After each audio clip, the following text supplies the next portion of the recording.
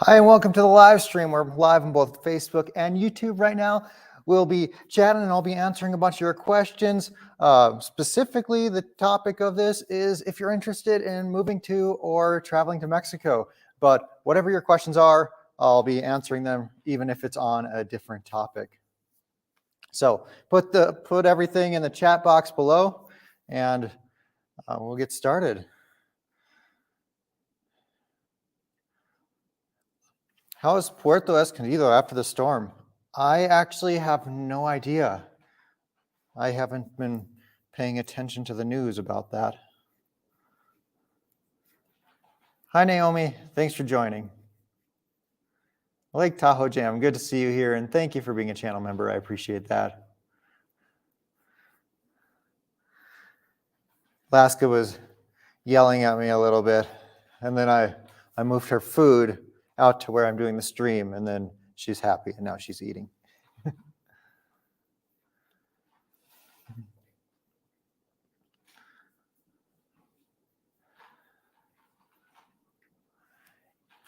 Anna asks, is Sayulita worth a day trip from our hotel?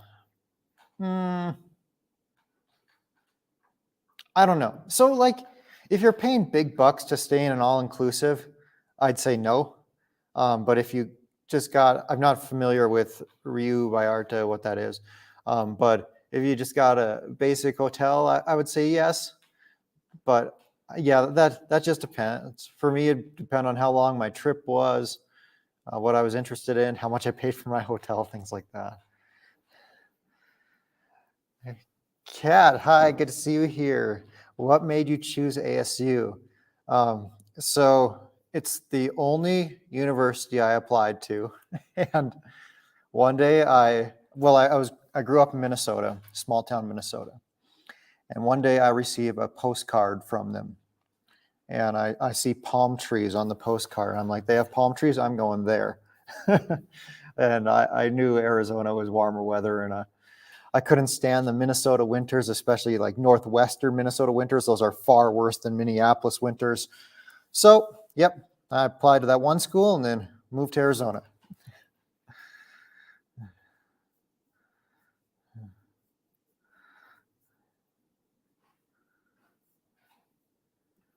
George says, love Zibata, looking to purchase. So yeah, if you're not familiar with it, Zibata is a neighborhood in Querétaro. Actually, it's more of its own city rather than a neighborhood because it's kind of a little bit outside of the city. Nice place. And you can get good value for your money there as well.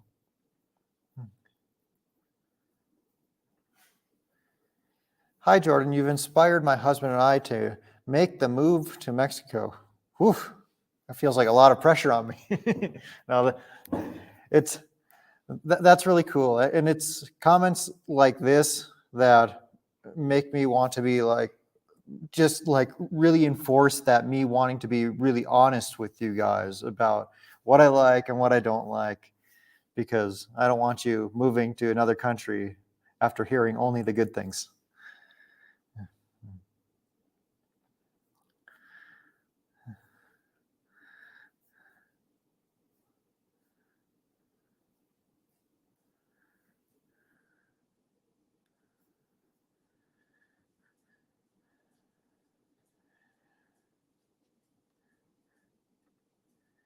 Did you have a Yupper accent, or is that a Yupper? I'm not sure what that refers to, but I assume it's talking like a Minnesotan accent. No, that was like Irish. I'm so bad with accents. Like I'll start talking in an accent and then it will completely morph into a different accent.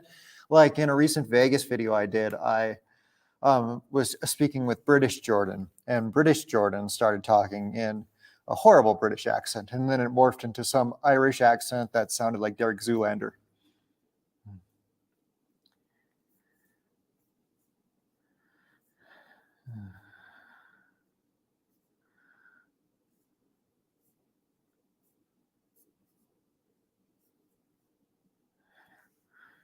Upper Peninsula, Yupper. Oh, I see.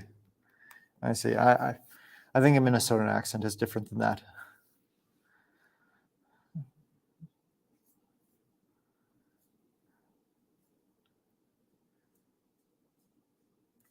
Oh, Upper Minnesota? Oh, apparently I don't know what I'm talking about.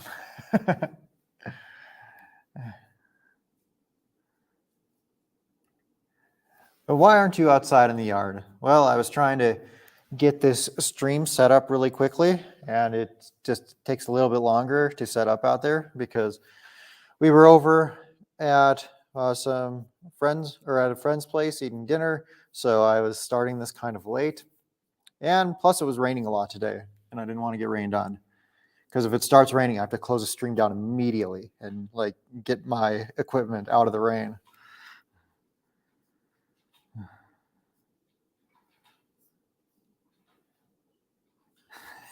Jordan, you always wind up with an Irish accent.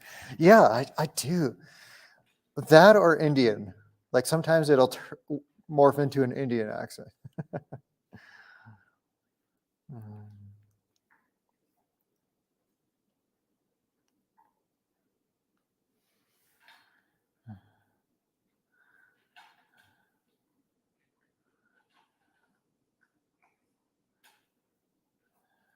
Oscar asked, "Are you and Mai still dating?" Yeah. Yeah, that's not going anywhere.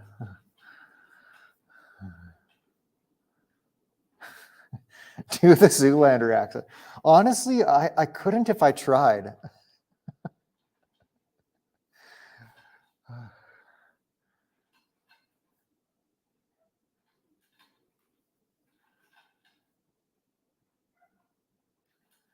Sean says, hi, Jordan. Just like LM said, you've inspired my wife and I to move to Mexico as well, just as retirees for us, though. Thank you. Yeah, that's awesome. I think you'll love it.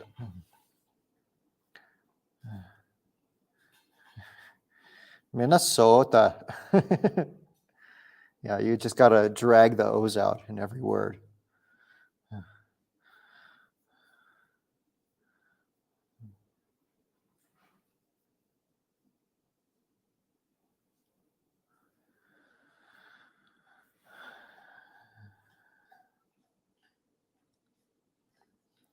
Would you be interested in getting any degree in Mexico? No, I'm not. I wouldn't be interested in getting a degree anywhere. I prefer like my education to be from like books and audiobooks and like just specific topics on things I want to learn. Because like going to school, I just had to learn so much stuff that I thought was basically useless, and since I thought it was useless, it was boring to me.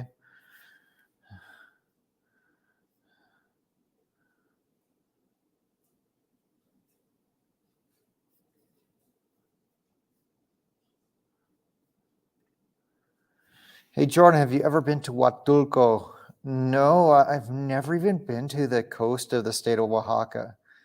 And kind of funny because like the destination when I moved to Mexico, like where we were headed was Puerto Escondido.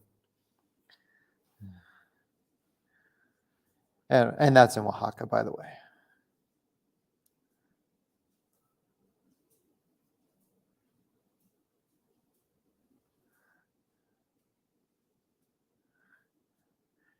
How do you make money while you're in Mexico from making these videos for YouTube and Facebook?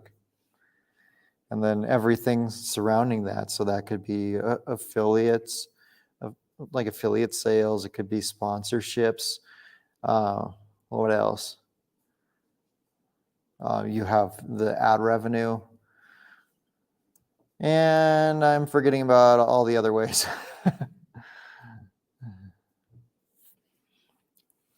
Huatulco has two temperatures, hot and hotter. Feel like that's the truth for almost every beach destination in Mexico. Maybe with the exception of those in Baja California, close to San Diego.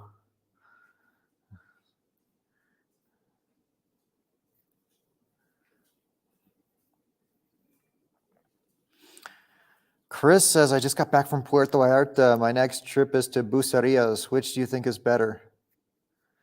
Honestly, I know so little of Bucerías personally. So most of what I know is what I've been told. And there's not as much going on there. But I don't know. It's a different vibe. I feel like I would need to spend more time in Bucerias to be able to answer that.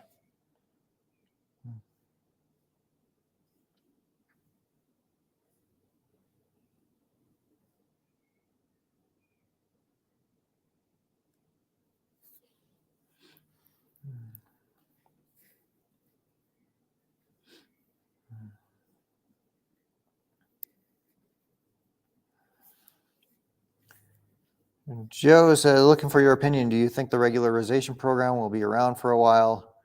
Might be the only way we can move there and get residency.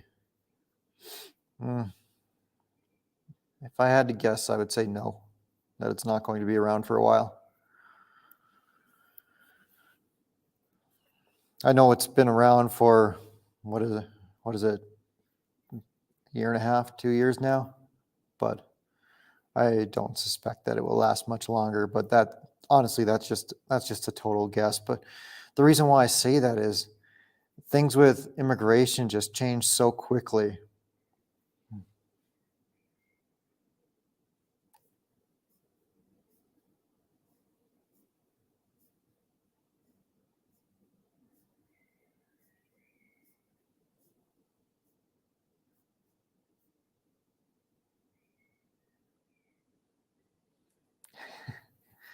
When are you posting the mole recipe? It looked yummy.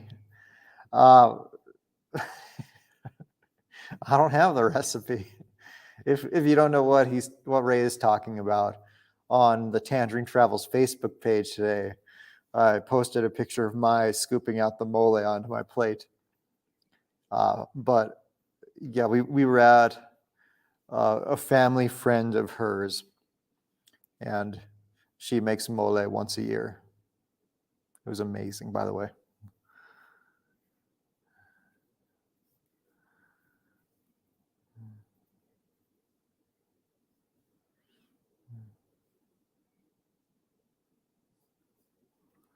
What state has the best mole that you've tasted? Puebla? Well, the mole I had tonight was really darn good. But if we're talking like restaurants, honestly, I didn't like mole until I went to Oaxaca.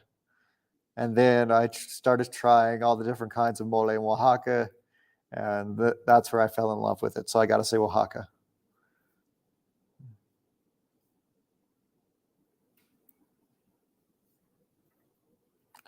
Jenny asked, where's the most foodie and artist community in Mexico? I am going to say San Miguel de Allende in the state of Guanajuato. It's only about an hour away from me here in Querétaro.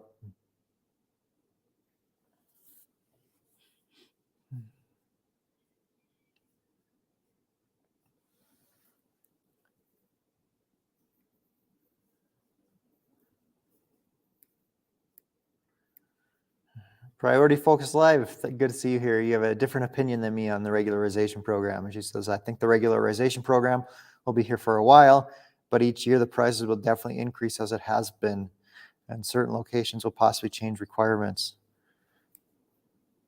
That very well could be the case. Like I said, like my guess is just my guess, and anyone else's is as good as mine. By the way, she makes videos on Mexico, so if you haven't seen them, go check out her channel. Jacqueline with the first super sticker of the night. Thank you very much. I appreciate that. V, good to see you here.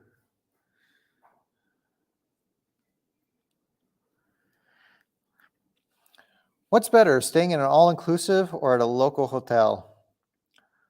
Honestly, I can thoroughly enjoy both experiences. So for me, just depends what kind of mood I'm in, and also like what the budget is, because generally an all-inclusive is going to be more expensive than just booking a regular hotel. But then of course it's all inclusive. But I mean, with booking a regular hotel and then paying for all of your own meals and paying for all of your own drinks, you're still probably going to have or spend a lot less money than an all-inclusive. But an all-inclusive can be really awesome.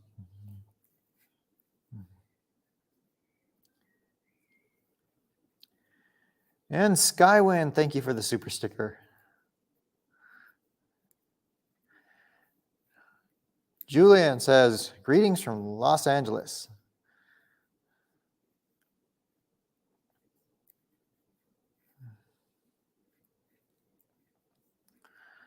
Carol asks, what are some good vacation spots? Any resorts you recommend that aren't too expensive and maybe all-inclusive? Honestly, I don't know. I don't know a ton about the all-inclusive scene. So naming specific resorts, I think you'd be much better off going on to like TripAdvisor than asking me. And good vacation spots. If you're talking like beach destinations, I think Puerto Morelos is cool, especially if you go, and this applies to anywhere in the Riviera Maya, like the Cancun, Tulum corridor, that whole area. Like going anytime in the summer, you're probably going to have a bunch of seaweed, but if you go in the winter, you're probably not. So I'd only go there in the winter. Puerto Vallarta, I've come to really enjoy that place as well.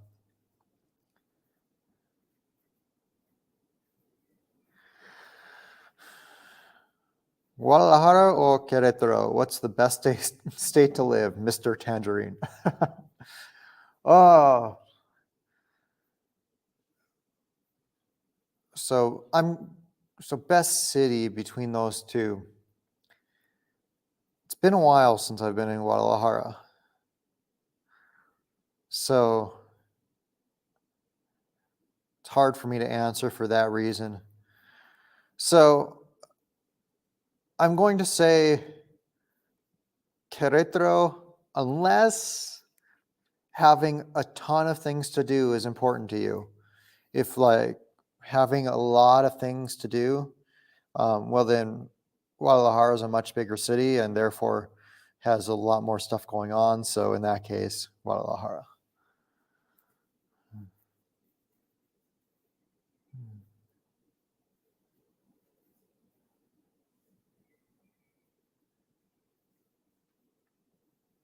How easy is it to join a drug cartel as a foreigner in Mexico? Well, speaking of Guadalajara, one time I was walking down, I think it's called like Avenida Chapultepec there at night on like a Friday night or something. It was really busy. And someone stops me. He's like, hey, do you have an American passport? So yeah. Do you want to make $10,000 a month? Nope. So it would have been easy for me to join that night, for sure.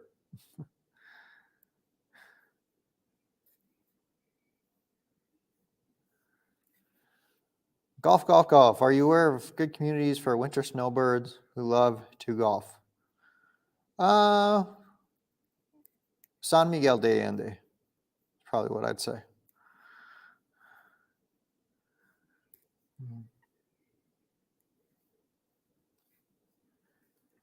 Tomas says, greetings from San Francisco.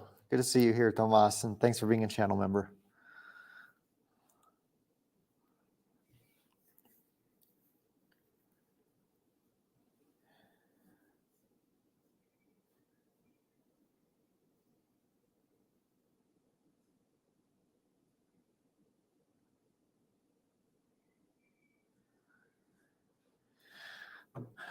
Mexico safe. I've seen a show called Locked Up. So Mexico has its problems. And there's some places that are quite dangerous that I wouldn't want to go. But I've lived here for 4.5 years, traveled almost all over the country. And in the vast majority of places, I think it's somewhere between safe and reasonably safe. Now, like comparing it to a big US city, I mean, there's a lot of problems in those cities too. So it's not like those places are perfectly safe. For example, like maybe 6 months before moving to Mexico, two guys tried to rob me in Phoenix. Um, I've never had an attempted robbery in these 4.5 years in Mexico. But yeah, so there's certainly some cities that are safer than other cities. For example, a lot of the border cities are fairly dangerous. There's a couple states that are pretty damn dangerous, like Tamaulipas, Guanajuato, Michoacan. Uh, Probably want to avoid most places in those states, probably most places in Guerrero as well. But then when it gets down to the city, like you can go to Mexico City and live in a spot that's pretty darn safe, but you can also go into Mexico City and live in spots that are very dangerous.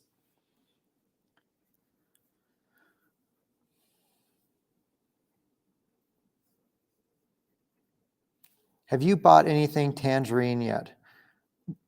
Not for me, but I'm looking.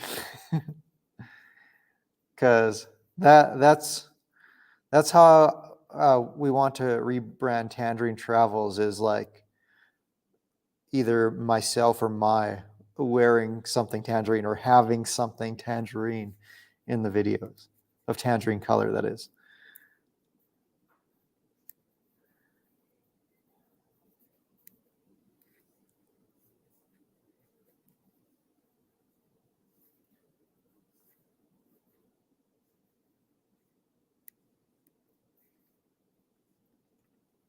Please have cash, for there are runs on the bank in V Hill.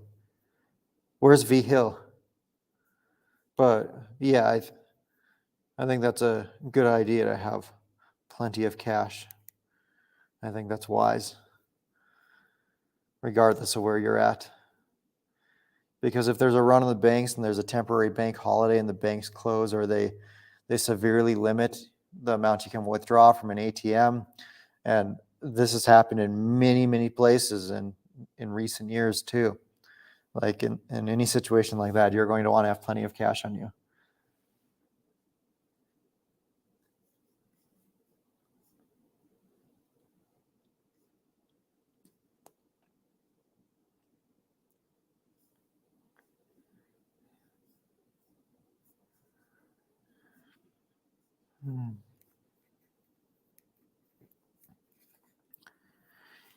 Have you been to Acapulco, and what do you think of it?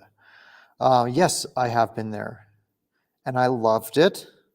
However, I was being shown around by someone who has visited every year for the past like 25 years. So he has friends there, um, and things like that, and he has a lot of experience. So he knows all of the best spots. So it was basically going from one best spot to another best spot the whole time. So I'm sure that improved my experience.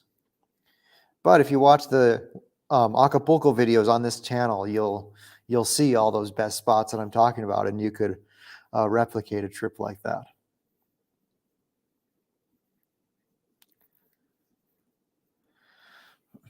Phil asked, best steakhouse in Las Vegas that doesn't cost an arm and a leg. What's it called? So, I mean, all steakhouses are going to be expensive in some regards because that's just the nature of steakhouses.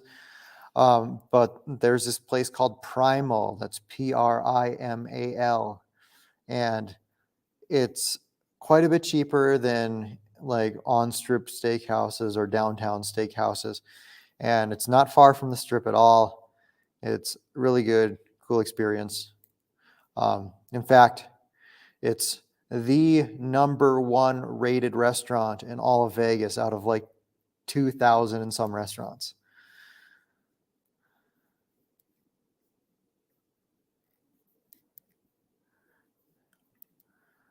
Jacqueline asks, are you still going to change the logo? Yes, I am. We're just working on it.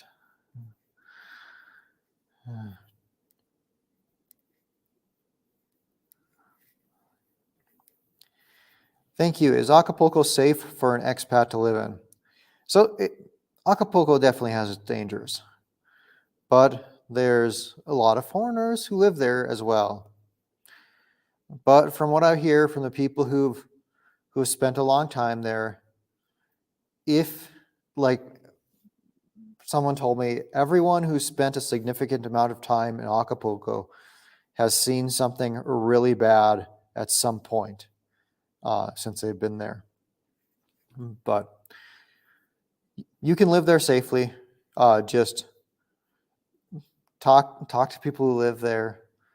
Know where to go or where not to go is the better way to phrase that. And you can live there safely.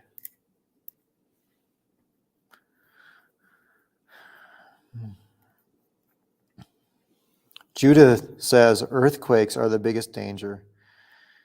Yeah, that's something a lot of people like overlook when they think of is this place dangerous? Like, is Acapulco dangerous? Can I live there safely? It gets big earthquakes, and there's other natural disasters like hurricanes. Although I think on that ocean they're called like typhoons or something else. but also even more than that, one of the biggest dangers I think is like getting in the taxis there. Like the taxis drive like some of them drive like maniacs, and you're in these tiny little Volkswagen Beetles, and or like getting into those buses that go along the Costera there. They drive those things like mad, weaving in and out of traffic. The buses are racing each other to get to the next fare. Like seriously, that like although it's you can do it safely, like riding those buses is probably a fairly big danger compared to things in your everyday life.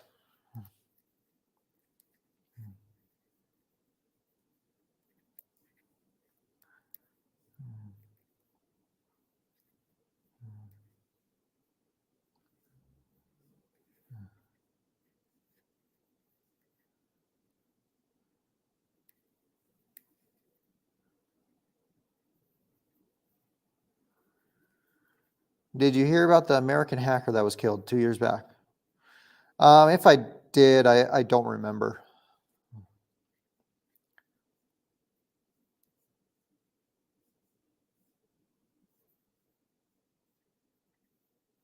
Where's Mai? She's at her house right now. She has work in the morning.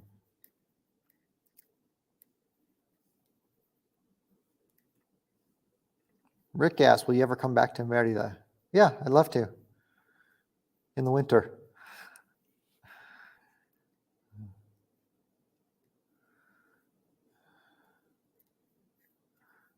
Did you guys break up? No, we didn't.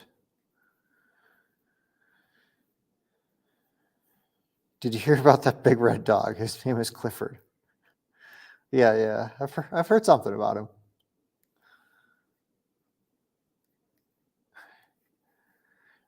Judith says, Merida was too hot. Tell you what, Merida will be too hot for me anytime except in the winter.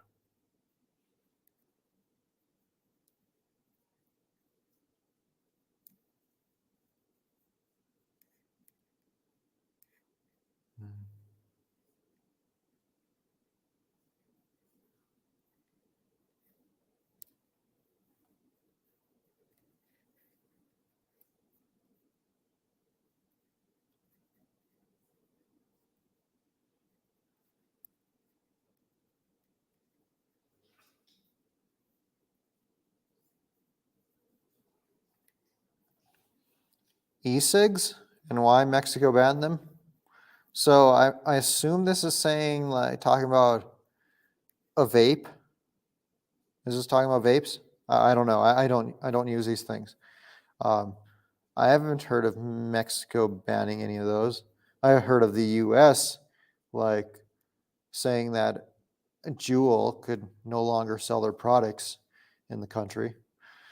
But like with vapes, those are super popular here, and I see vape vending machines pretty frequently.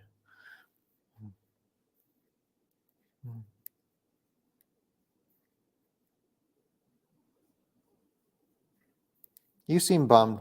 I'm not. I'm just chill.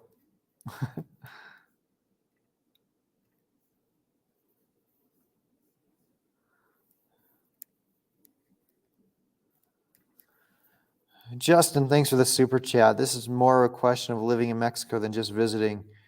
But is Querétaro or Guadalajara LGBT friendly? Hmm. You know, this is harder for me to answer as I'm not someone who fits into that category. So I don't have personal experience with it, but I have gay friends here in Querétaro. I knew some gay people when I was in Guadalajara, and I mean, they made out just fine, or at least it seemed that way. Now, I would say Guadalajara probably has a bigger LGBT scene than here in Querétaro, though. Like when we were there, there was a huge gay pride parade that we saw at one point. But sorry, I don't have a very good answer. I don't have a very good answer for you.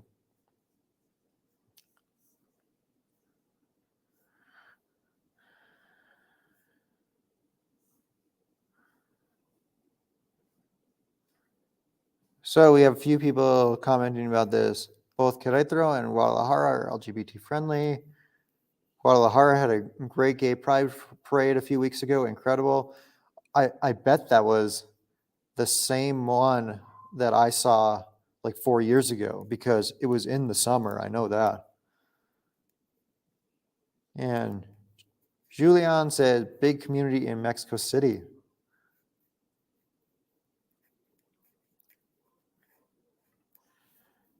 Elber asks, ever been to Guerrero besides Acapulco? I highly recommend Tasco. Yes, those are the two places I've been in Guerrero. Tasco and Acapulco. Love both of them.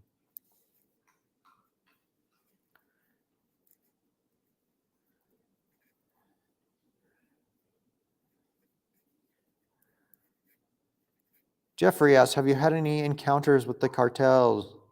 Not that I know about. Chris says, Puerto Vallarta has a large LGBT community. Yeah, huge. It's really big there. And Miguel says LGBT is pretty safe everywhere in Mexico.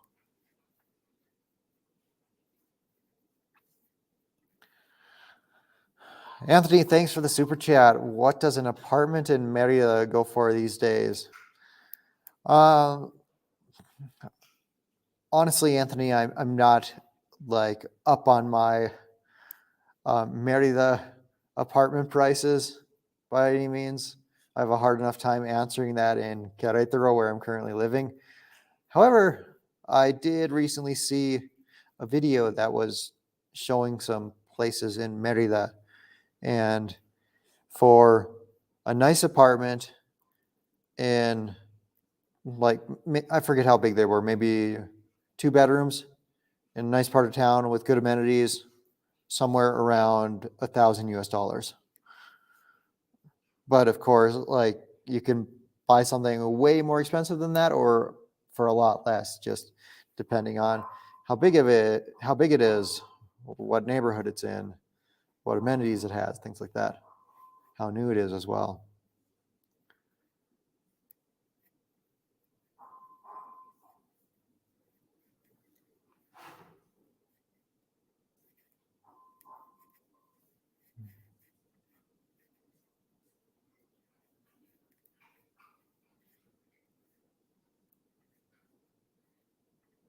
We warned you about that girl using you. Nobody's using me.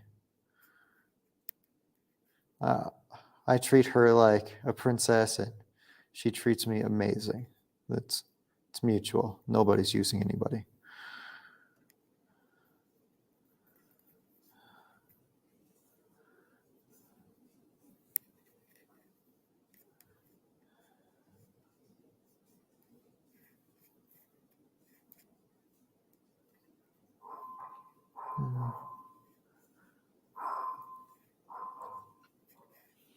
Nick's asks, have you been to Ensenada? I love it. No, but honestly, Nick, it's like right at the top of my list of places I want to go to in Mexico.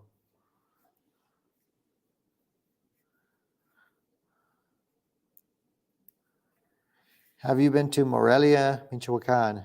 Yeah, yeah, pretty city, especially like around the central area. Honestly, I don't know a lot. I know it's a pretty big city of like 1 million people, and I'm only familiar with Centro.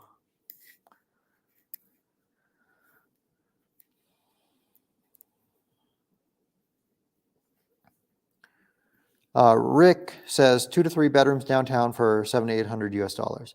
I think you're talking about Merida, and thank you for the information.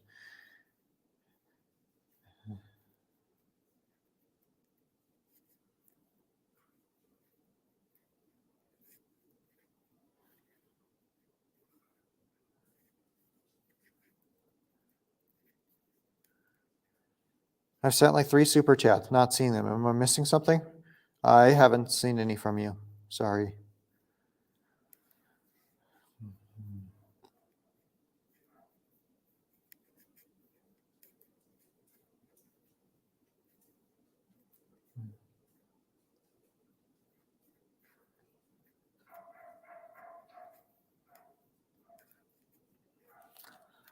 David says, I'm coming back to Querétaro in September for 1 month. I will be staying in Centro. Do you think I'll be able to walk to most places for day-to-day activities? Yeah, Zona Centro is very walkable. So you'll have a lot of stuff nearby.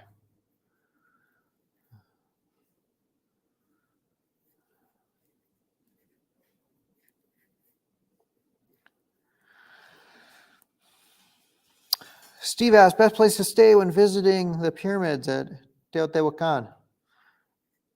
I've been to Teotihuacan, but I couldn't tell you where the best place to stay is to visit those.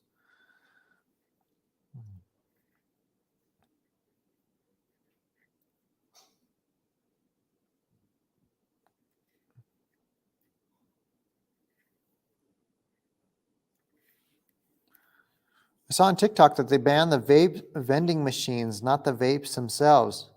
Okay, that's interesting.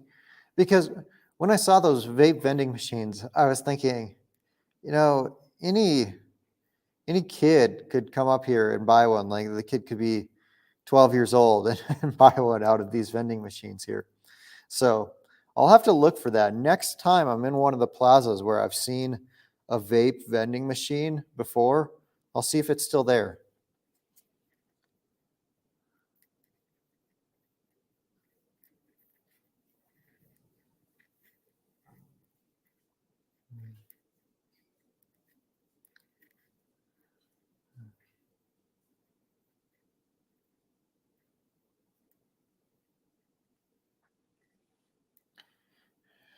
Jennifer asks, what Mexican city would you suggest traveling to for people who are travel newbies?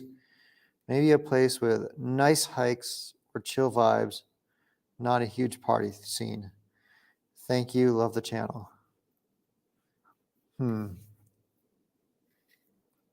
This one's stumping me. It's hard to put myself in the perspective of a travel newbie. That's why. My first thought is like if you don't speak Spanish, maybe somewhere you can get by with just English. What's pretty chill? It doesn't fit the nice hikes category, but maybe Puerto Morelos.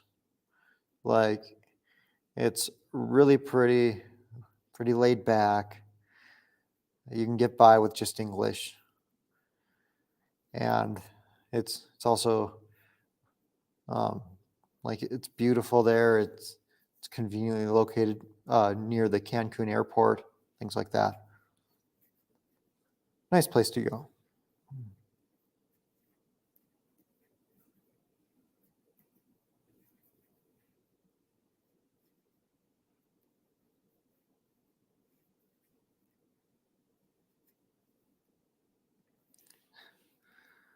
Black Angel says, I thought Dallas drivers were bad, but here in Querétaro is horrible driving around.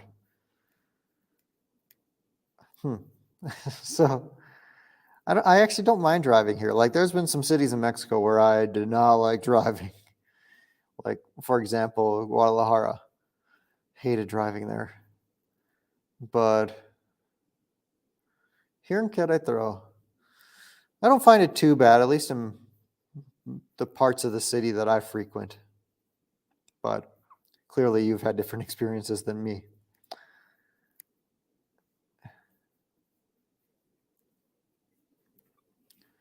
Coming to Guadalajara soon? I would like to. Honestly, I don't know when I'll make it there, though. Laurie says, Querétaro is bad to drive. CDMX is a nightmare.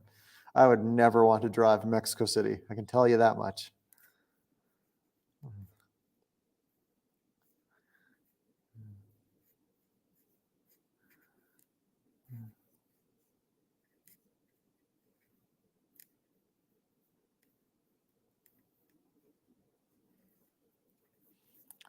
How does Mexico deal with Asperger's? Honestly, I have no idea.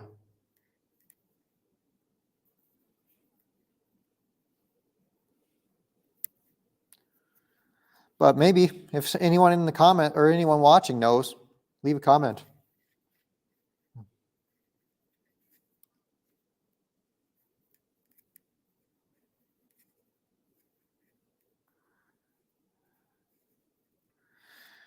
What places in Mexico have beautiful sunset? Ooh, this is a good question. Cozumel, the west coast of Cozumel, amazing sunsets. Puerto Vallarta, amazing sunsets. Acapulco, also. Somewhere not on the coast with really pretty sunsets was Aguascalientes. So those are some of the places with the most memorable sunsets I've seen in Mexico.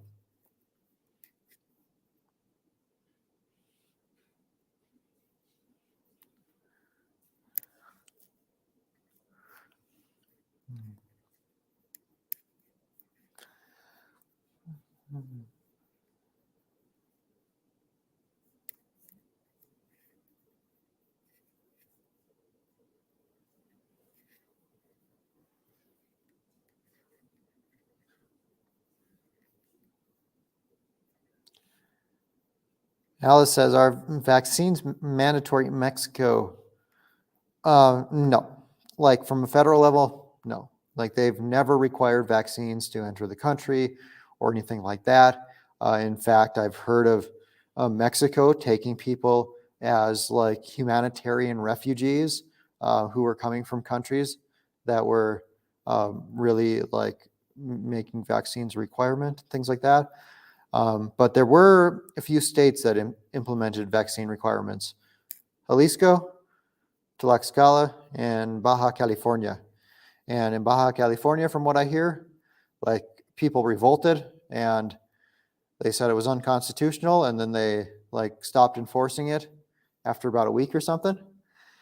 And Jalisco had it in place for a little while, then they ended up removing it from last I heard. And then Tlaxcala, nobody ever hears anything about that state. So I don't know what's going on there.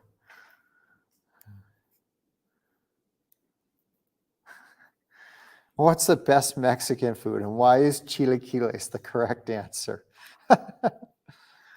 Oh, what do I think is the best Mexican food?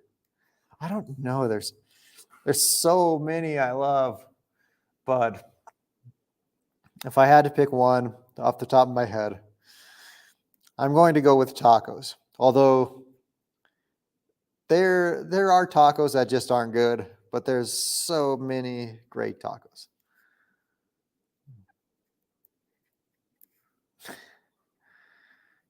Is your shirt from Star Trek?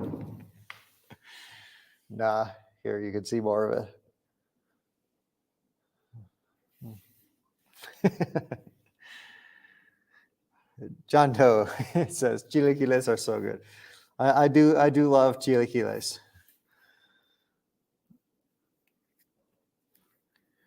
How are the mask mandates now? Heading your way in about 2 weeks. Here in Querétaro, you still need them to go into just about any business. Well, yeah, almost every business requires them to go in there. There are some places that are starting to get rid of mask mandates. Like Mai just went to Monterrey and she said nobody was wearing masks there. I hear that nobody's wearing masks in Quintana Roo, so like Cancun, Playa del Carmen, Tulum area. I think I also heard that in like the Baja California area, Rosarito, a lot of people aren't wearing masks there.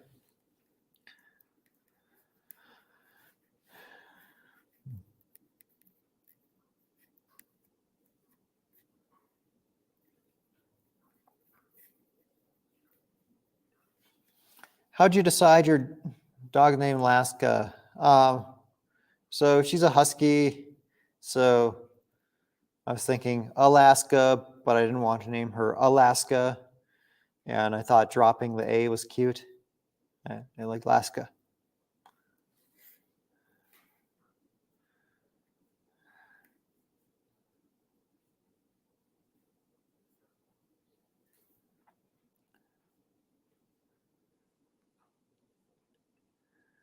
Where's the pretty lady today?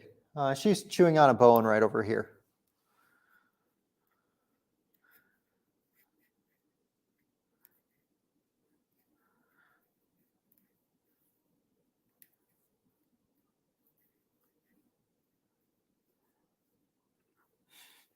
Alfonso says, it sounded like you really trashed David Copperfield on your Vegas video. Is he that bad? Anyone, I haven't personally seen his show, but anyone I know who has seen his show says he's terrible. Like he's totally checked out. That he used to be amazing and now he just doesn't care at all anymore.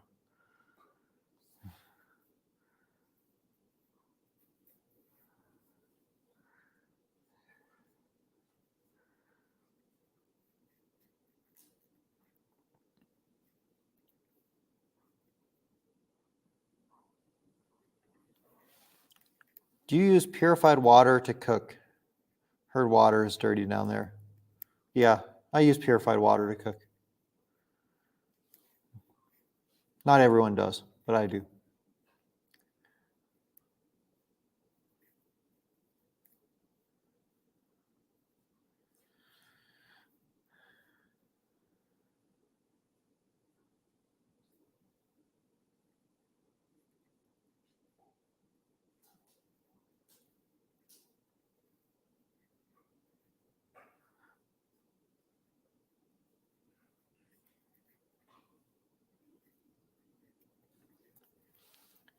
What you didn't like about Ajijic?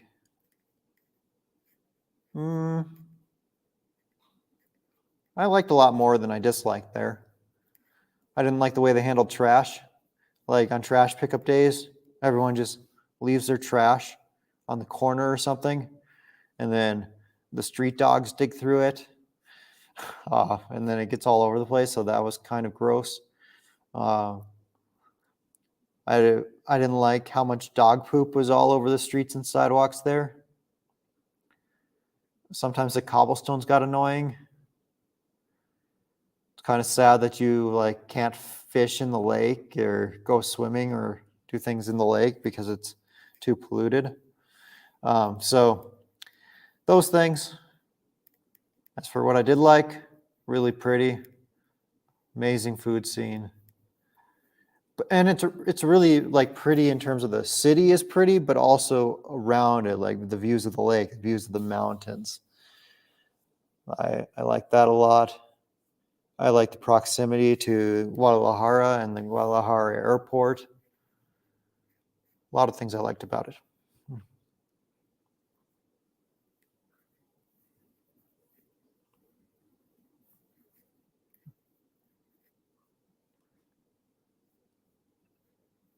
Black Angel says, have you ever been to Almacero and breakfast in the Alamos neighborhood? It is really good and inexpensive. Yeah, I love that place for breakfast. They have another location. They have at least two. I know they have one in Centro as well, but my favorite is the one in Alamos.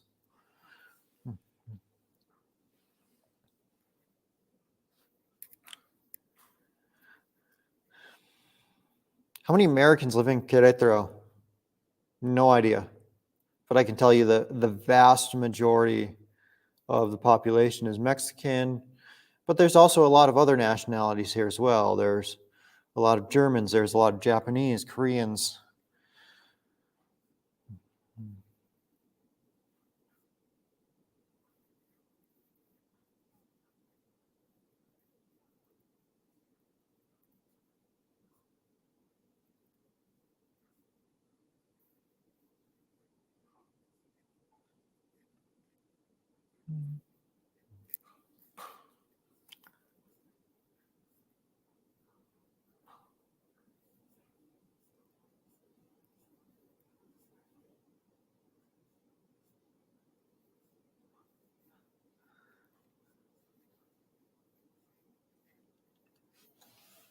Traveling vlogs with Mai anytime soon.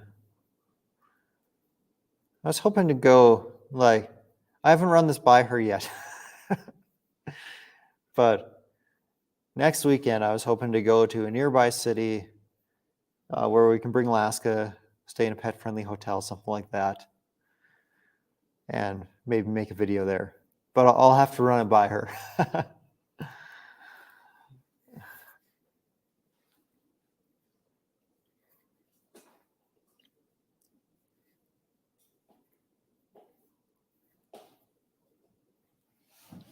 Alaska, what are you doing? Oh, okay. She's just chewing her bone in a new location.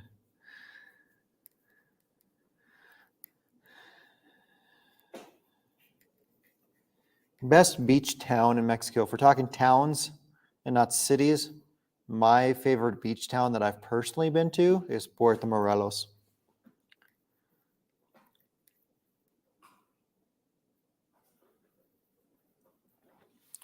For first time visit in Mexico, would you drive or fly?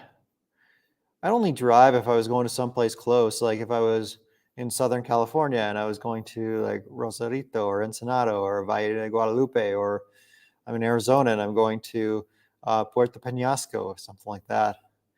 Otherwise, I'd fly for sure.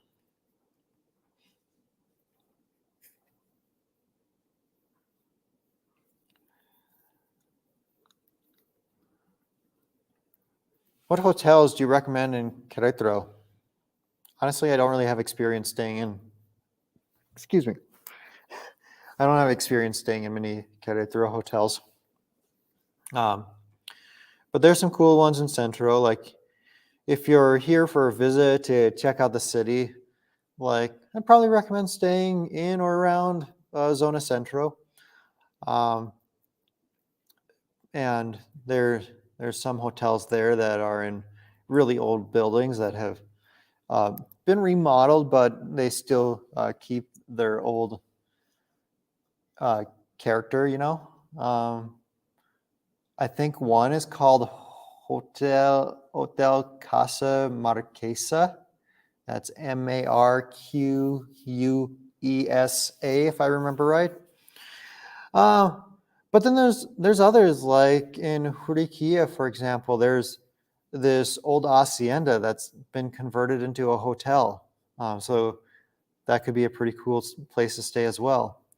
What's that place called? I think it's called Hotel Mission Grand, Hotel Mission Grand, I believe.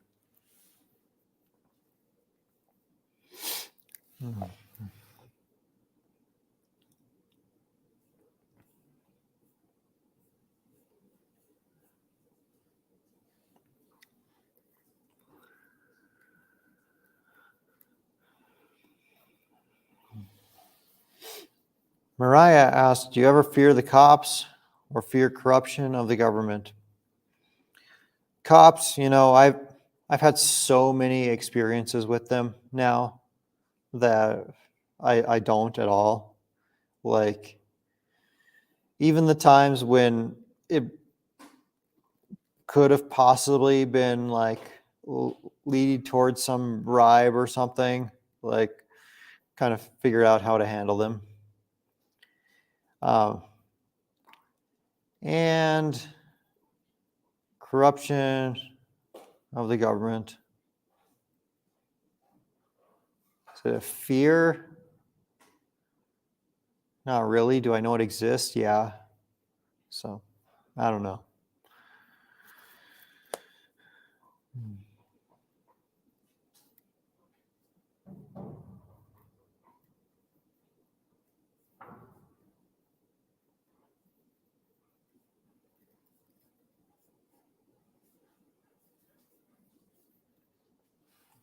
What cellular provider do you have in Mexico? I have Telcel.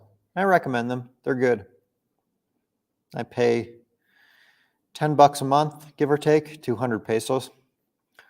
And it gets me about 3.5 gigabytes of data, if I remember right. Unlimited social media use, that doesn't count towards that data. So unlimited Facebook, Instagram, Snapchat, Twitter. Sometimes they even include unlimited YouTube. I've also seen unlimited Uber included sometimes. So I almost never run out of data. And on the months I do run out of data, I just pay another $10 early that month. So maybe my data only lasted me 20 days or 25 days or something. But normally it's enough to last me the whole month. And then that also includes texting and calling, but I don't really use those features because I'm always using WhatsApp. Oh, and unlimited WhatsApp is also included in that plan. Does Mai have her own practice? Christian asks. Yes, she does. Have you been to the city of Veracruz? Yeah, I went in, what was it? 2018? Was it 2019? I forget.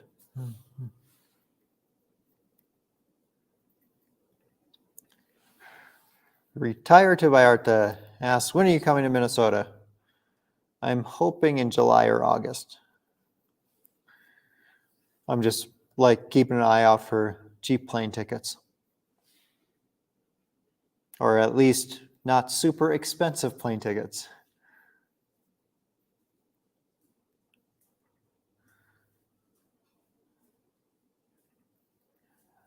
Do you use Telcel when you go to Vegas?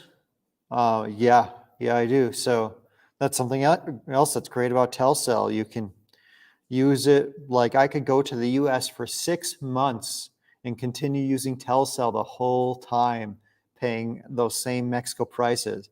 I could do the same for Canada. I could go to Canada for 6 months and use Telcel.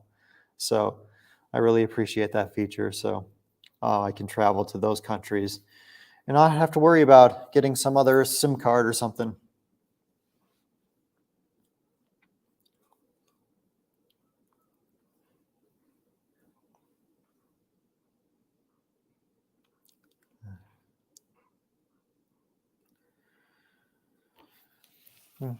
What are your levels of education, you and Mai? I have a bachelor's degree, and it works a little bit differently here in Mexico. Like if you want to go to medical school, you don't go to college first. You go straight to medical school.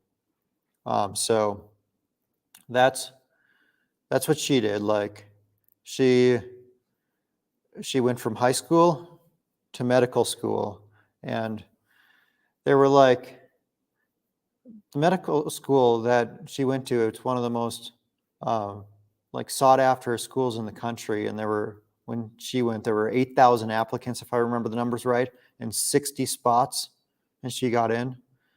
But then for various reasons, she ended up, after 2 years, switching to physical therapy school, and then went to that for a few more years. I forget how many years physical therapy school was.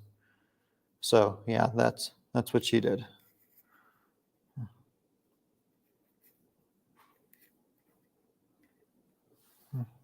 Jasavac, thank you so much for the $10 super chat. I really appreciate that. And also thank you for being a channel member. If you have any questions, let me know and I'll look for your name in the chat. I see you didn't leave a question with your super chat, but sometimes people get confused about how it works and they aren't able to leave a comment because they didn't realize how to do it. Kimberly asks, how long have you lived in Mexico full time? About 4.5 years.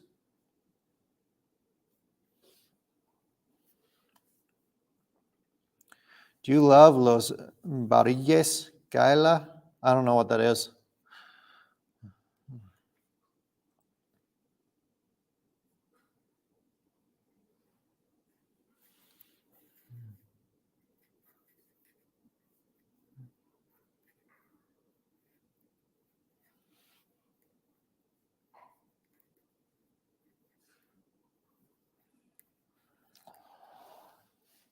Blanca asks, how much money do you need to actually survive in Mexico? Minus renting rent. So I've done a video on this. I'll go find that video and I'll link it in the chat here. Just give me one moment. Clicking over to my channel now.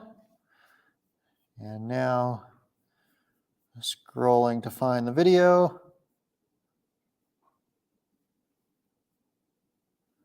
Okay, where are you?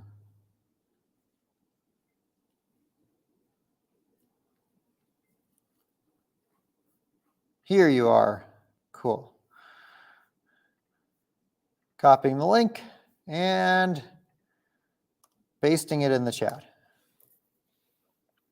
So in that video, I answer that question, how much money to actually survive in Mexico?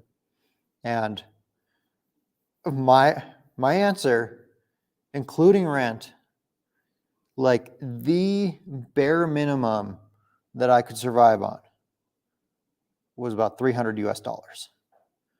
Now, I'm not saying that was a life I would want to live, but like if I absolutely had to, that's what I think I could do it on.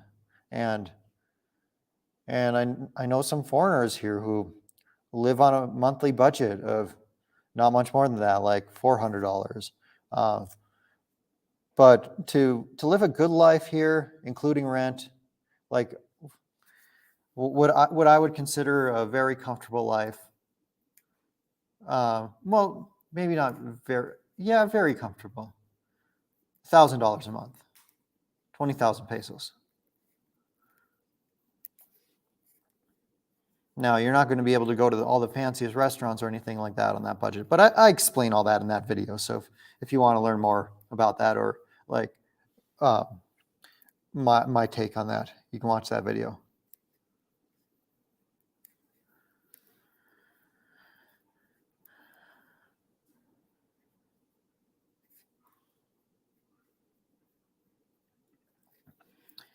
How do you decide which questions to answer or skip? Well, number one, I prioritize any super chats, and beyond that, it's questions I want to answer. So a lot of times I skip questions I don't feel like I have a good answer to, or I'll skip questions I don't want to answer, or I'll skip questions of people who are spamming it over and over.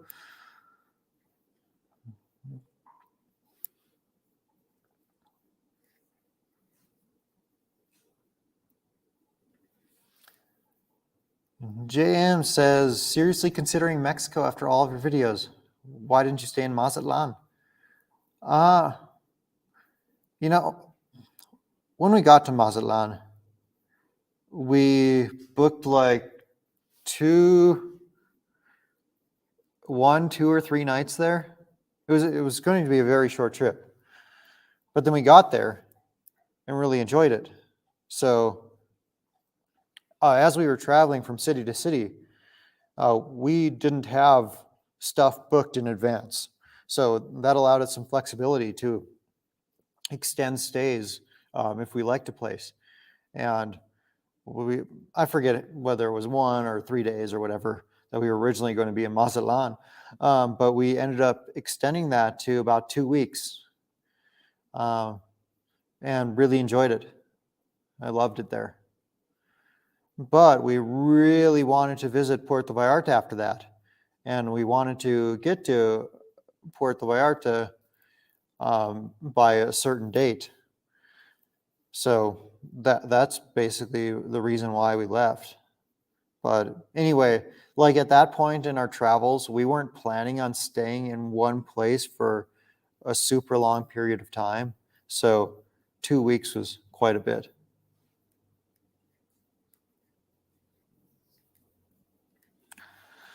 What is average car insurance? And are cars expensive in Mexico? So for car insurance, for a full coverage for a car that was insured at about $16,000 US dollars, it was approximately $500 for the year. And are cars expensive in Mexico?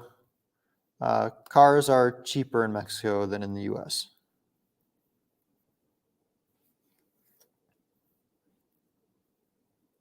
At least most cars.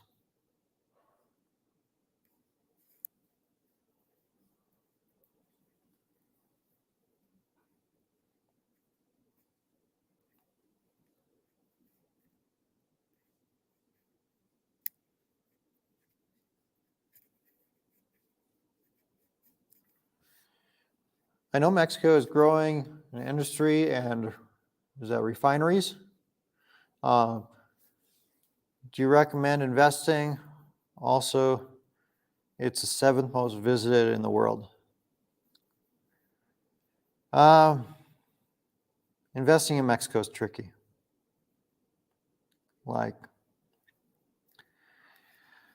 So I have some experience investing in natural resources in Mexico, and with the current administration, they're blocking a lot of projects. They really don't want a lot of projects to get built. So when it comes to that industry, at least, you got to be very careful with Mexico right now.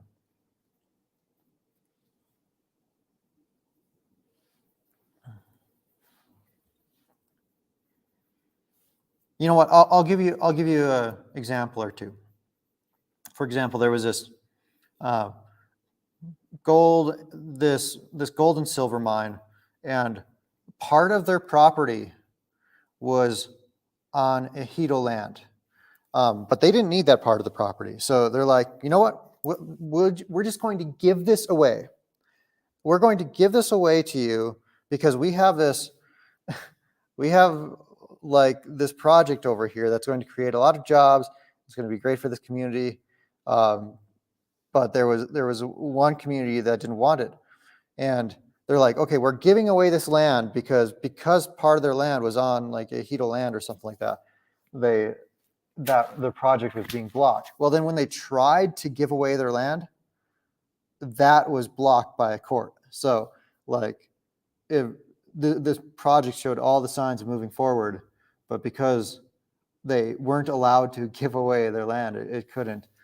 And another example is this silver mine in Oaxaca. It employs about 2,000 people just outside of Oaxaca, and it has a lot of support of the community. It's already built, and they've never had any they're reviewed by Mexico's basically environmental board pretty frequently, and they've never had any strikes against them by them. And every like 10 years or so, you have to renew your environmental permit. But this is just a formality. Like, assuming you haven't done anything wrong environmentally, you haven't destroyed the environment, it's always just a formality in Mexico and other countries as well. Well, it came time to renew, and when this formality came around with nothing environmental bad that they've ever done, and they got rejected by Semarnat, that's the environmental agency. And so then they have this mine that's already built, that's already employing all these people, and it has been for years. and they couldn't continue operating without that permit. So then they got a court injunction while they tried to appeal that. And they were only able to appeal that because the governor of Oaxaca ended up contacting the president of Mexico, and the president of Mexico basically forced Semarnat to issue the permit. So they issued a 12-year permit, and then like a little while later, 2 weeks later or something, they're like, oh, we had a typo on that permit that we issued, and that was supposed to be for 2 years and not 12 years. So like, it's crap like that. It's all sorts of problems when it comes that make investing in Mexico really tricky right now.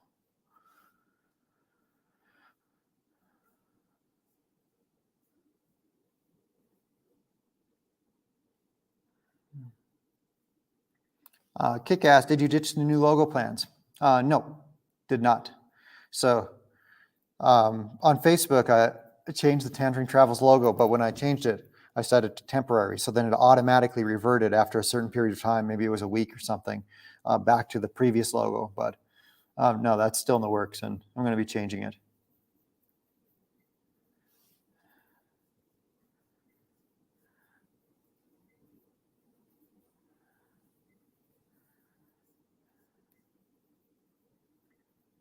Mariah asks, how long have you been with Mai? And do you think she's the one? So we haven't been together very long. Like it's been a fairly short relationship, but I've never been so confident in any relationship in my life. Like we're so perfect for each other, and absolutely she's the one. Maria, thanks so much for that $10 super chat. I appreciate that.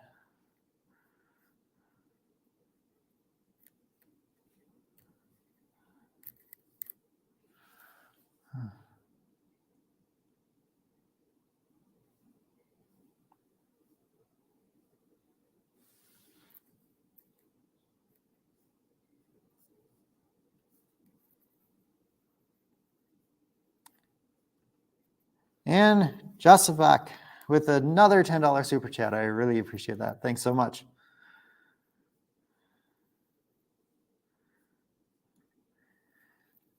And Joseph asks, Jordan, when you traveled, did you recognize the differences in the Spanish accents from Spain, Peru, Argentina? I haven't been to Argentina, but I've come across a lot of Argentinians here in Mexico. And yes, that's super easy to tell for me. Like a lot of times it sounds as if they're speaking an Italian version of Spanish, like the way someone would speak Italian, but in the Spanish language. That's kind of how I would describe an Argentinian speaking Spanish. And then Spain is really obvious with the lisp that they have, or what at least sounds like a lisp to me. And then Peru is less obvious to me, but it did sound a little bit different there.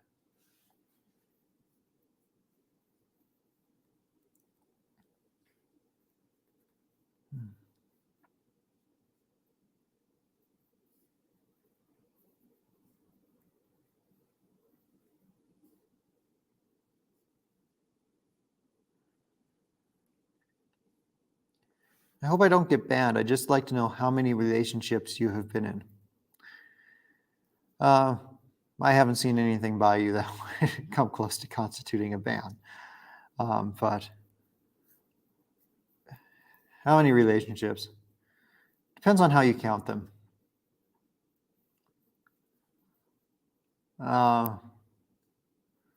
Like,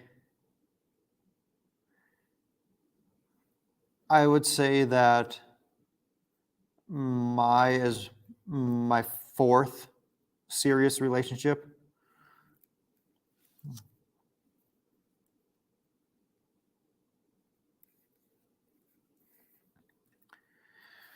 Blanca asks, can an American own a home in Mexico? I'm asking because my mom wants my daughter to be the owner of her home. Yes, there's a very, very popular myth out there that foreigners cannot own property in Mexico, but That is a myth. So there is a restricted zone in Mexico. So if you're inside of that restricted zone, it becomes a little bit different process, but you can still own property there. And the restricted zone is within 100 kilometers of a country border or within 50 kilometers of the water. And I'm not talking like lakes, I'm talking like Gulf of Mexico or oceans. So if you fall outside of the restricted zone, then yes, you can own the property in your name. If you're within the restricted zone, you have three options. Number one is become a naturalized Mexican citizen. That's probably the least common option.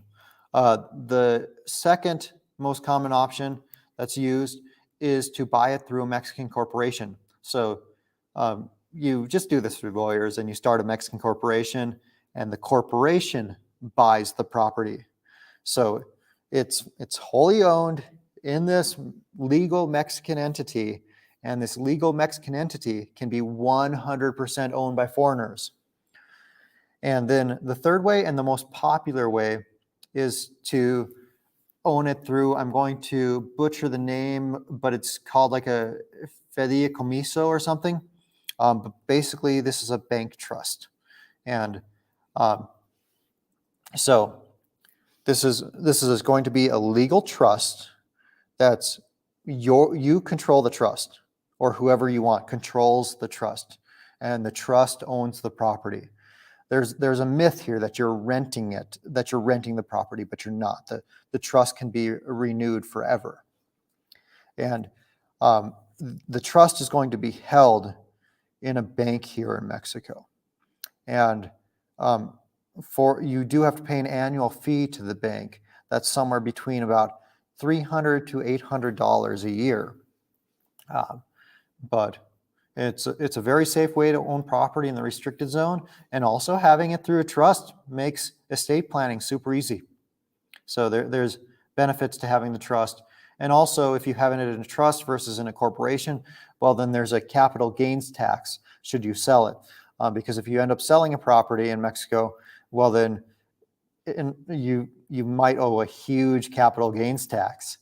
But if you're living in the property and the property is owned in a trust, well, then if you have the proper paperwork and proper documentation, you can get a tax exemption.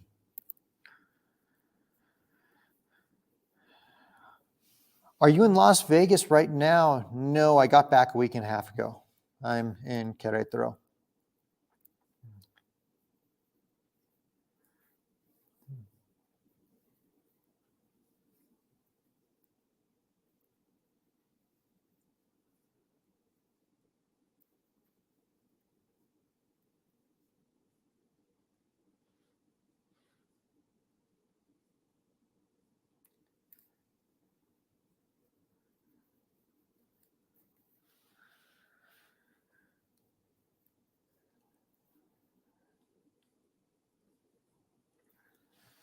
Have you traveled by bus in Mexico?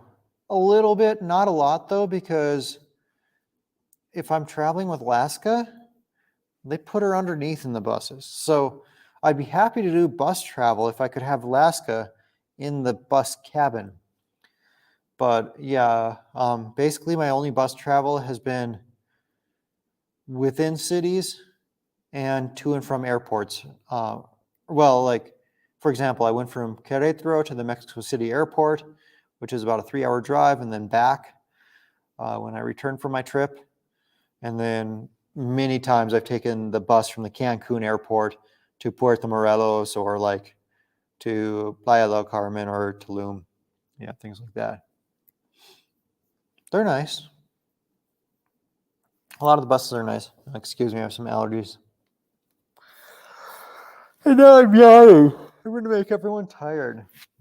I'm doing this stream later than usual, so forgive me for the yawning.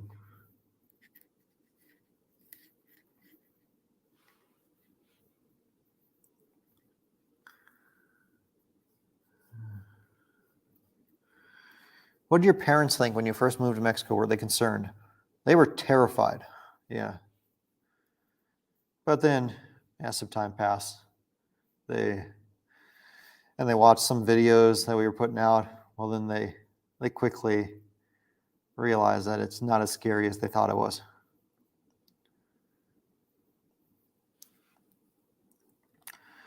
Lori asked, what do you do with Alaska when you travel? Do you have friends to take care of her? So, a few options. Number one, well, I've stopped doing this, at least to any extent that I can, but bring her to a boarding facility. But at her old age, literally every time I bring her to any kind of facility, no matter how good I think they're going to be, something bad happens to her. Like at one, she got her ear bit off, like a chunk of her ear. At another, she got scabies. At another, she just like didn't seem like my Alaska when I got back. She seemed like a different dog, like she was super depressed. Like another one, like she has problems if she's not on her same food the whole time. And on one I brought her to, I brought lots of food, way more than she would need for the period of time. And they didn't feed her the food that I brought her. What they did is they took all the food and they dumped it into their dog food container, and they just fed her whatever came out in that scoop, which pissed me off. Like she was there for just a few days, and I brought like 2 weeks worth of food. So I was expecting to get a whole bunch of food back, and no, got back empty containers. So that's frustrating. But yeah, so that's what I don't do anymore. I don't bring her to any boarding facilities if I can avoid it at all. And now that she's older, she gets stressed out if she's not in a familiar environment more than she did when she was younger. So I either try to do a house sit where like I have someone come stay in the house and watch her, or like I bring her to a friend's house of friends that she knows. For example, living in Puerto Morelos, brought her to Trish and Diego's a lot. So yeah, usually those, unless I'm traveling with her. Like honestly, traveling with her is my preferred method. And when I have a car again, I'll be doing that.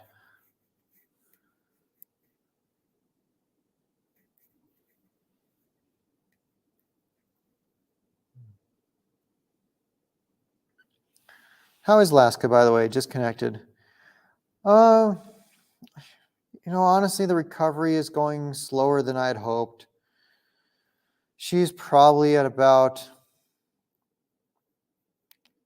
I don't know, 70%. But yeah, I still have to be careful with her.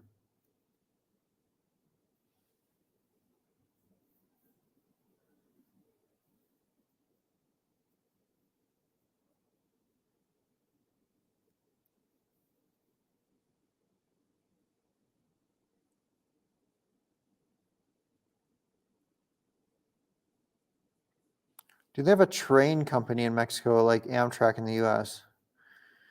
There's like the El Chepe Copper Canyon train, but no, I don't believe there's trains here, like passenger trains in most areas. Is it hard to travel across the border with Alaska? Coming from the US to Mexico, it was super easy. You're supposed to get a health certificate. At the time that I came to Mexico, I got that, and I was told that they almost never ask for that. However, they did when I crossed the border, but mostly at the border, they just wanted to pet her. And yeah, it was easy. I think they asked how old she was. Didn't really ask questions. If you weren't living in Mexico, would you consider living in Las Vegas? No, I wouldn't want to live there. I like visiting, but I feel like it would lose its special for me if I lived there.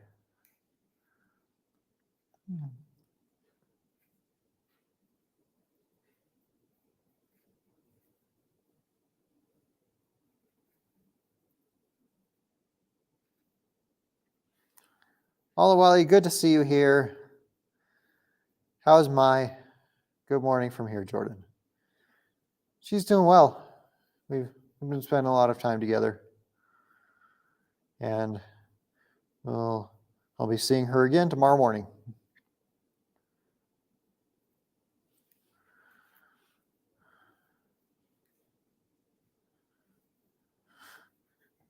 Beth asks, are you married? Good God, you're hot. Thanks, Beth. I'm taken. Not married, but taken for good.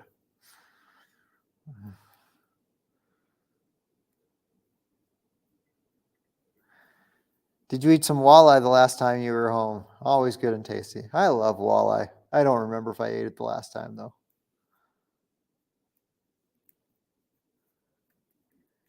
Were you in Vegas last week? I left on the 16th of June.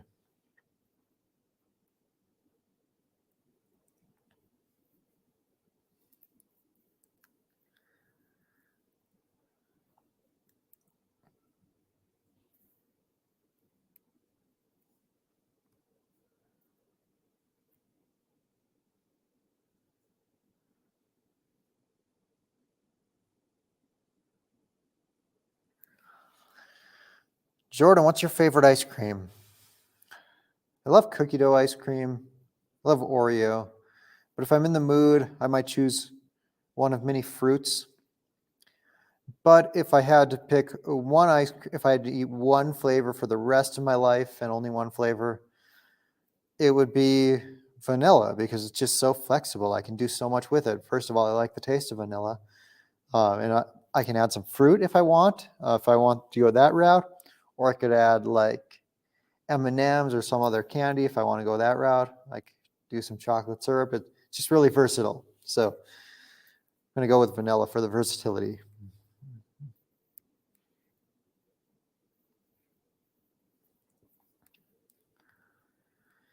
Will you get a tangerine colored car and keep up the tangerine brand? I'm going to keep up the tangerine brand, but in another way. I'm not planning on getting a tangerine car, but instead like having tangerine clothes or accessories and things like that.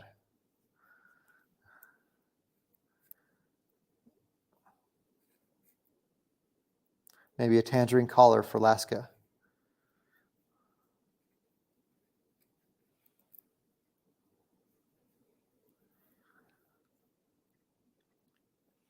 Are you a Vikings fan or a Cardinals fan? More so Cardinals, but my second team would be the Vikings.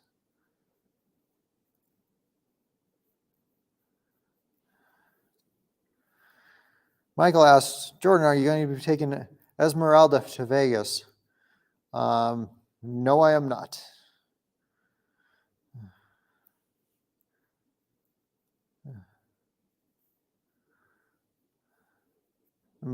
Maybe. Esmeralda? No. I don't think Mai would like that very much.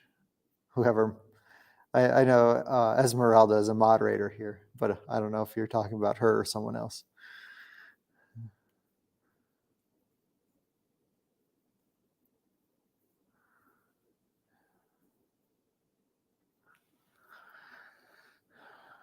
Mariah asks, when you're with Mai, do you both speak English or Spanish or both?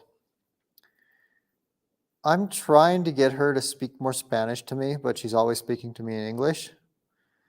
And I speak to her about half in English, half in Spanish.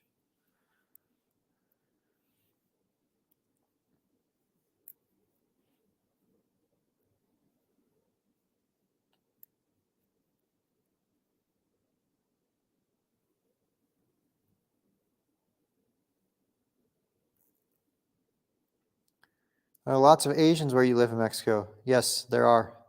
Lots of Japanese and lots of Koreans.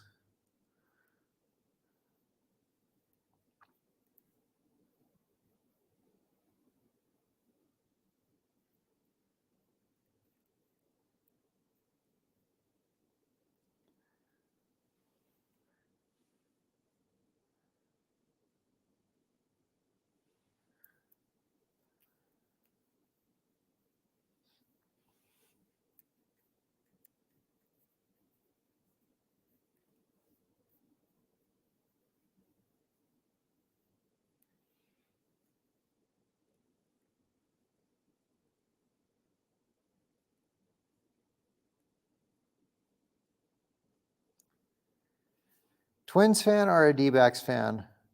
D-backs. I wasn't a baseball fan when I was living in Minnesota. Is the altitude in Mexico City an issue? It is for some people. Not for me. I don't have an issue with the altitude there. But yeah, a lot of Mexico is at pretty high elevation. Where I live, it's over 6,000 feet. That's in Querétaro. Mexico City is something like 8,000 feet.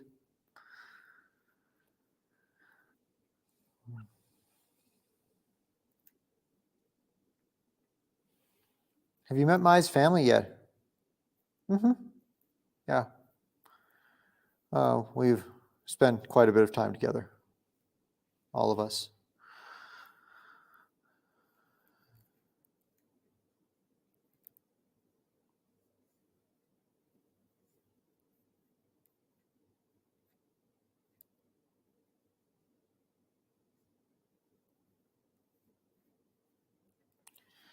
How's the sushi and Korean barbecue in Mexico? I have trouble finding great sushi. I found some, but it has taken me a lot of searching. It's kind of interesting. They love cream cheese in their sushi here, so it's really hard to find a sushi roll that doesn't have cream cheese. Yeah, you can order it without cream cheese, but then you're like left with this sad-looking sushi roll. So that's something that's tricky if you don't want cream cheese in every sushi roll. And Korean, my favorite restaurant in Querétaro is called Korean Grill in Juriquilla, and it's amazing.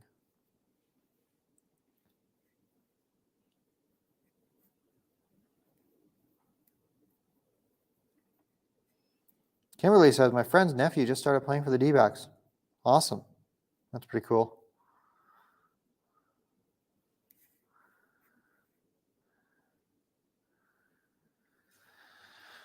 Did Mai pick out that sweater? Looks good. Yeah, I think she actually bought it for herself. But she did get it from the men's section. And when we were leaving the house today, she's like, are you going to bring a sweater? I was like, no, I'm fine. and she had brought this one with. And later it started raining and it got pretty darn cold. And then I was like pretty chilly. And then she brought this to me. She's like, this was for you. It was never for me. I had my coat.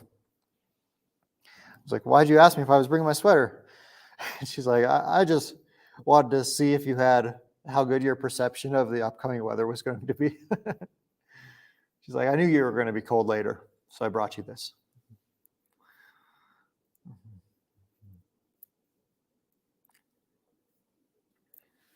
You need something for the wall behind you. Yeah, I know. I do. I won't be living here much longer, though. In fact, I'm going to see some homes tomorrow and on Tuesday.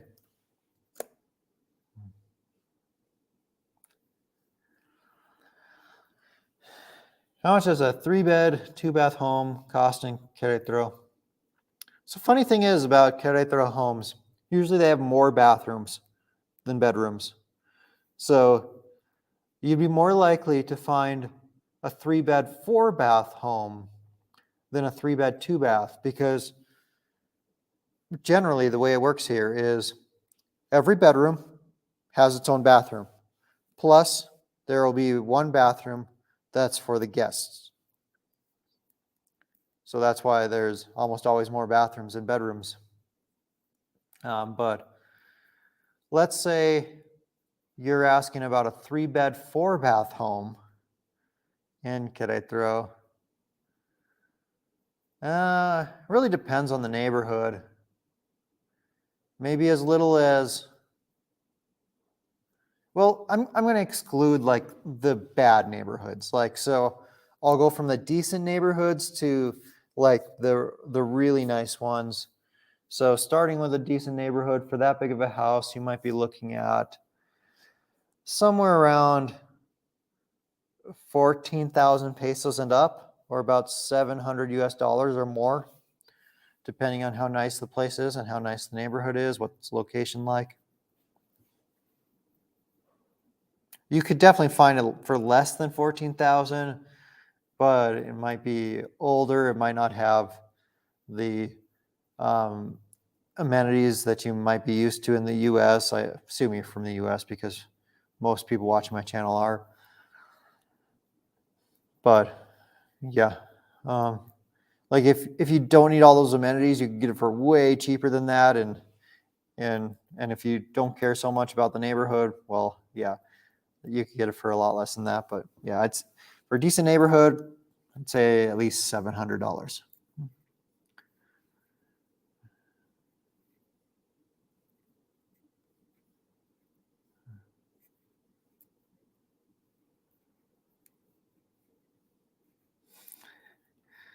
Oh, well, woman's intuition. She knew you needed a sweater. Yeah, we were laughing about that later.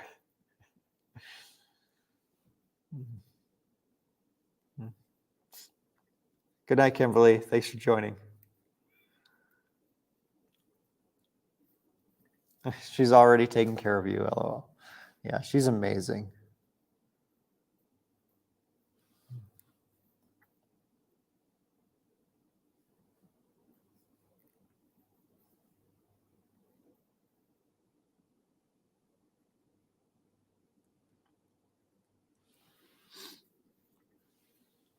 No, not 700,000. 14,000 pesos a month. I'm talking about renting. Sorry, if you were talking about purchasing a home, that's a different story. But talking about renting, it's talking like 14,000 pesos or about $700, not 700,000.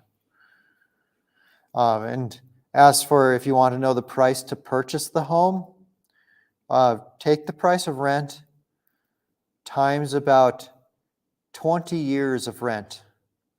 And that's probably more or less the average I see to purchase a home here.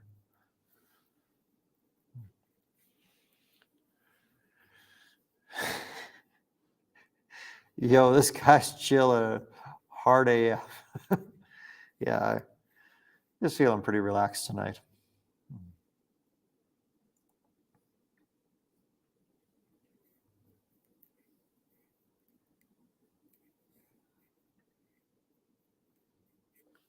What neighborhoods are you looking in? So, I know she's not going to want to share where we're living, but there's a lot of neighborhoods that I would consider. So I'll just start like north and work my way south in Querétaro. So like Jurica, you go out east. Zibata is nice, but it's probably a little too far away. Altosano is decent. I don't know how much I like the location though. Centro's nice, but I wouldn't live there. Alamos and Caretas I like. I mean, El Campanario is gorgeous, but really expensive. Lomas de Campanario is pretty nice as well. Club Campestre is really nice, but really expensive. Balvanera, really nice. A little less expensive than like Campanario or Campestre. What else? Jardines de la Hacienda. Vista Real. There's a lot of them. There's a lot of really nice neighborhoods in Querétaro.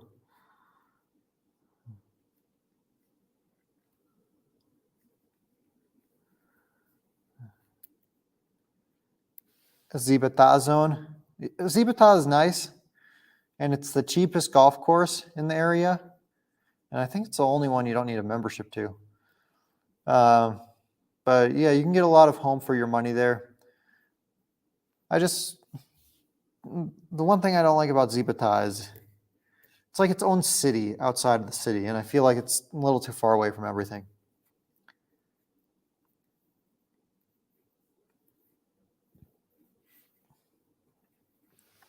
How are gas prices in Mexico? Still 21 pesos a liter or so?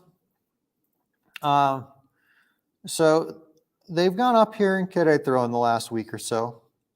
And now if you shop around, right around the cheapest you can get is about 21 a liter. And about the most expensive is right around 22 a liter. So still talking like $4 a gallon. If we're talking US dollars in gallons.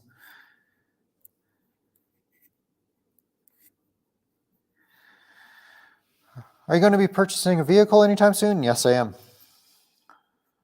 Are EVs a thing in Mexico, or is there even charging infrastructure there? They are a little bit, but more so in like Mexico City.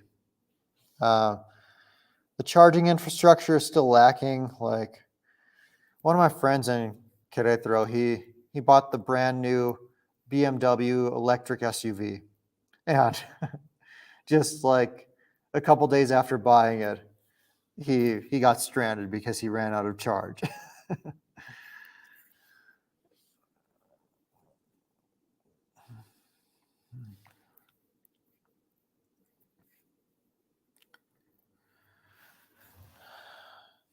Why not Centro? So if I was visiting Querétaro, like I'd probably stay in Centro. Like if I was visiting and it was my first time here, that's where I would stay. But to live, number one, parking in Centro is really hard. Traffic in Centro sucks. You don't get nearly as much home for your money as in other parts of the city. It's really noisy. Most of the homes are older and you can't flush toilet paper, whereas like you get out to almost every other place in the city and you can do that there. What else?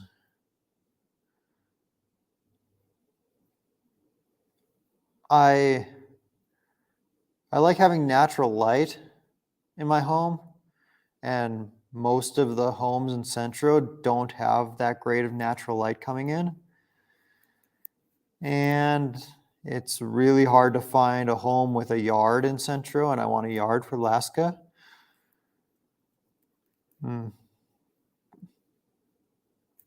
Yeah, so those are some of the big reasons why I choose elsewhere other than Zona Centro. Robert, thank you for the 200 peso super chat and for being a channel member. I really appreciate that. Living in Ensenada for over 2 years, still looking for reputable assistance with temporary residency. I qualify in 2022, but not in 2023. You know, Robert, I don't know anyone in Ensenada who like works like as an immigration facilitator. Now, if you were doing it in Querétaro or in Ajijic, I would be able to give you a recommendation. But for Ensenada, I would just like go in an Ensenada expats Facebook group and ask for assistance in there. Unless you're planning on leaving Ensenada, in which case ask in the Facebook group for whatever city you're going to.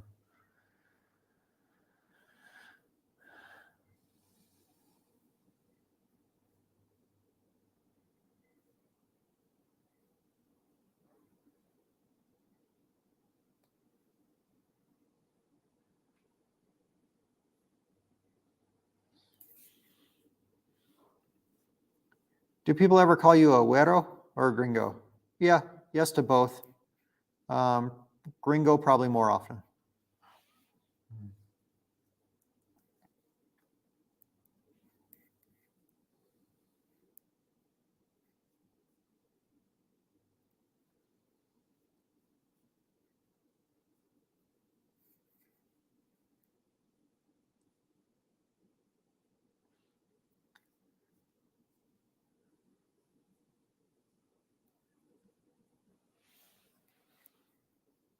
I'm just looking for another question to answer.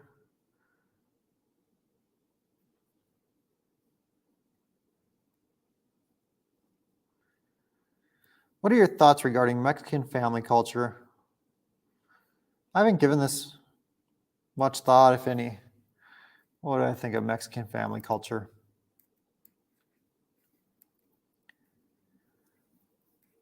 I don't know. I don't know if I have strong opinions on it, but I think it's cool that families tend to be pretty close here. But I mean, that's all I can say at the moment without thinking about it more. Have you visited Tequisquiapan? Yeah, I've been there. It's a cool place. Like, it's wine and cheese country. Such good cheese there. Do you think you will buy a home in Querétaro at some point? You have to find a good price on it. Just like the current prices on homes relative to how much they rent for are too much. Like, it's too much for me to justify buying right now. So for the time being, I think I'll be renting.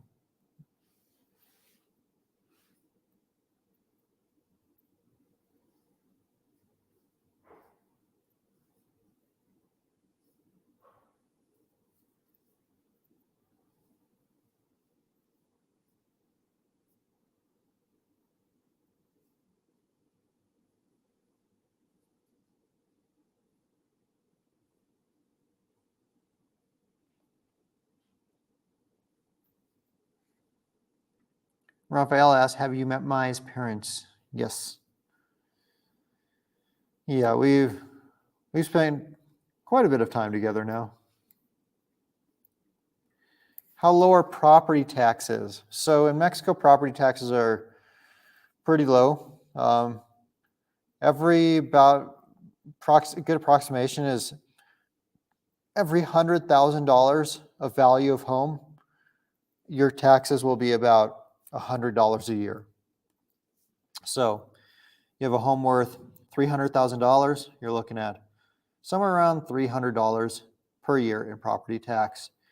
And you can also get discounts for paying early, and you get discounts if you're above the age of 65. So you might be able to cut that in half with the discounts.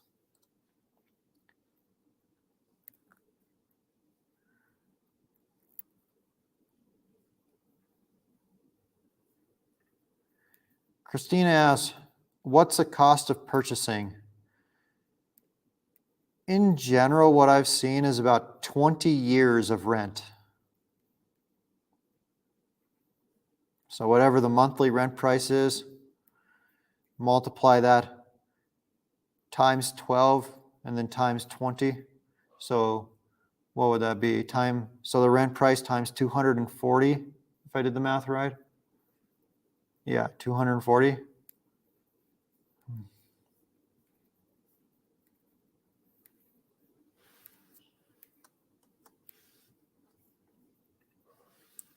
Kosaki, thank you so much for the super chat. Do you make good money on YouTube? Give examples. I live a good life. I don't want to get into how much money I'm making, but it honestly takes a lot of views in order to be able to make a decent living off YouTube.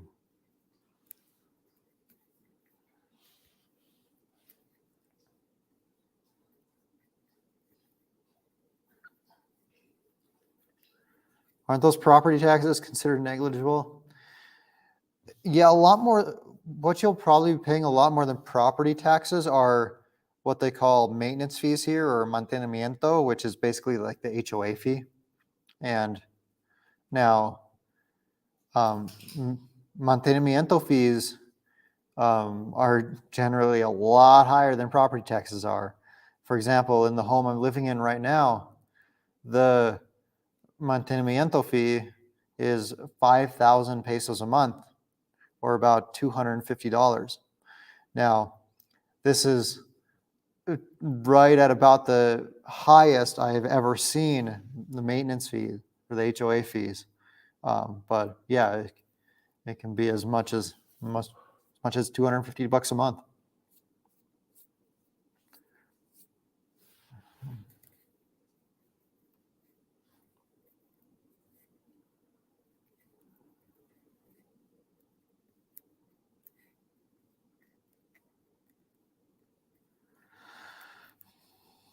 What has been your least favorite state? Oof.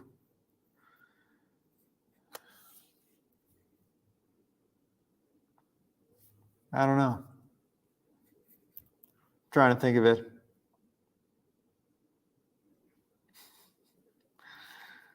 You know, there were some boring drives going from Guadalajara to Texas.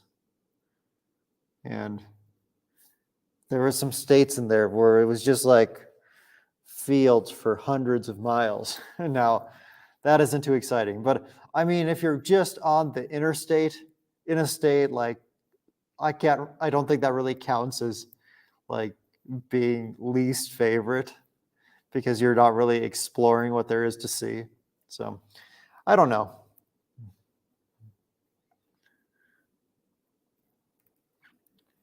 Frank asks, if you weren't in the YouTube business, what would you like to be doing? I would be running an investment newsletter for sure.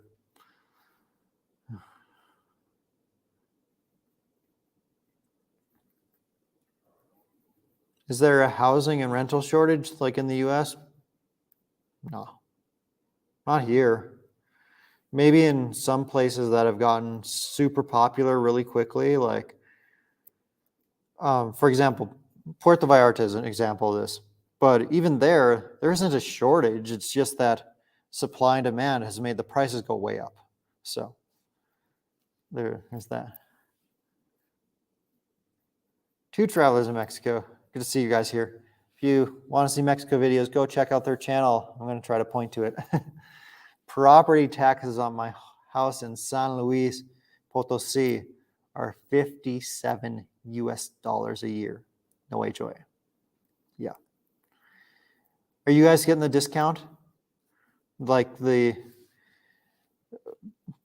that with the paying early discount and like the being old enough discounts? I'm not trying to ask how old you are, but so if you don't want to answer that, don't. Radiant Rituals, thanks for the $1.99 super sticker.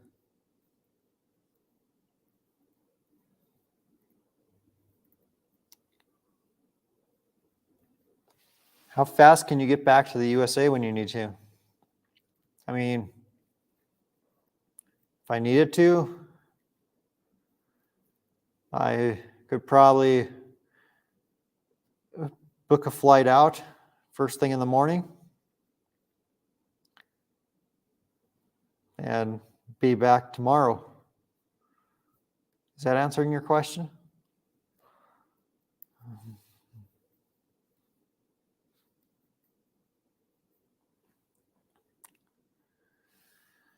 I just got on the chat, so this question may have already been answered, but where's your pretty lady? Yes, someone did ask where my pretty lady is, and earlier she was chewing on a bone right over here, but now she's sleeping on the rug. If you want me to not be a smart ass and answer the question of the person you're actually talking about, she's at home right now. She has to work in the morning.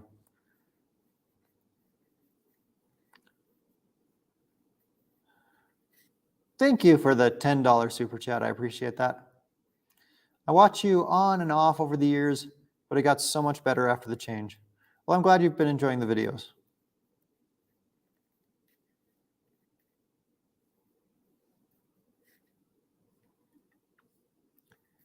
Do you eat elotes?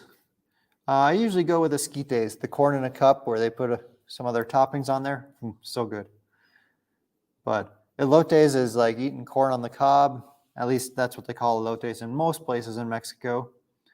And I don't like to eat my corn on the cob. It gets stuck in my teeth and I hate that feeling.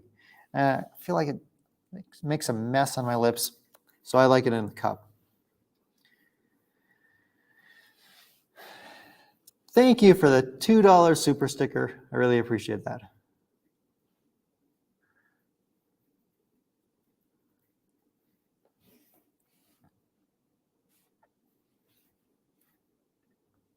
Are there homeless people in Querétaro? Very few. At least from what I've seen. Comparing it to like going to Phoenix or Vegas or California, like LA, there are homeless people all over the place. Here, rarely see someone who appears to be homeless.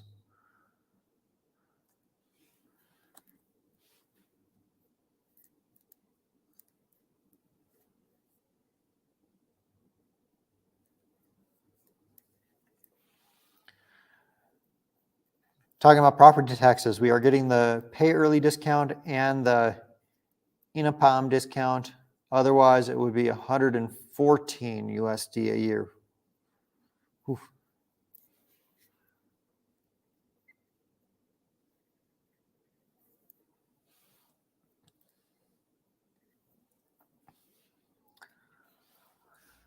What's the best way to find a reputable, quality doctor in Mexico, i.e. allergist? What parts of Mexico provide better healthcare?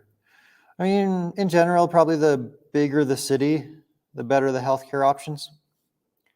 And also, I'd probably say away from tourist areas, because in a lot of places that have a ton of foreigners or are really heavily visited by tourists, well then a lot of times those hospitals will charge a much bigger fee because they have an idea of how much healthcare costs in the US. But how would I find a reputable quality doctor? Well, I would go in expats Facebook group for whatever city it is where you're in. So let's say you're in Querétaro, that's where I live. I'd search on Facebook for Querétaro expats and look for a group, something along those lines, or Querétaro foreigners or foreigners living in Querétaro, something along those lines. And then I would search in that group first and see if anyone else has asked that same question. And if I don't feel like I'm getting good enough answers, then I would ask that question myself. Based on the answer that I got, I would type in their names into Google. And then you're going to find this website. I forget what the website is called, or if there's multiple websites, but basically it's a place where people review doctors. And I think doing those things is going to get you pretty good quality doctors.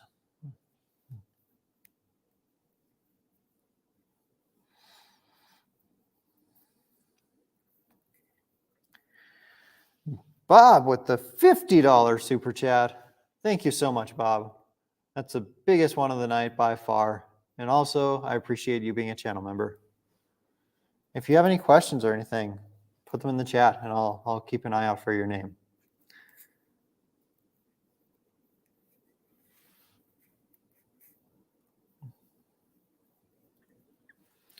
Does Mai have any fear or doubts about being in your videos? She's great on camera.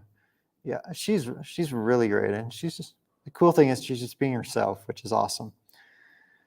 Does she have any fears or doubts? I mean, like, it's an adjustment to get used to talking to a camera, so there's that aspect of it that's a little bit weird. And she hates all the comparisons between her and my ex. So that's really frustrating.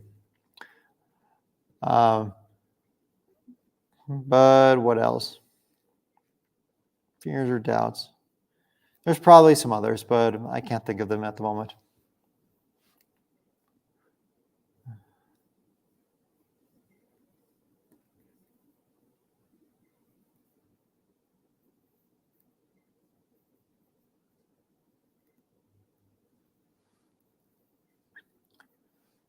Marie says, I got really sick from something I ate in Cabo. Was there an adjustment period you went through?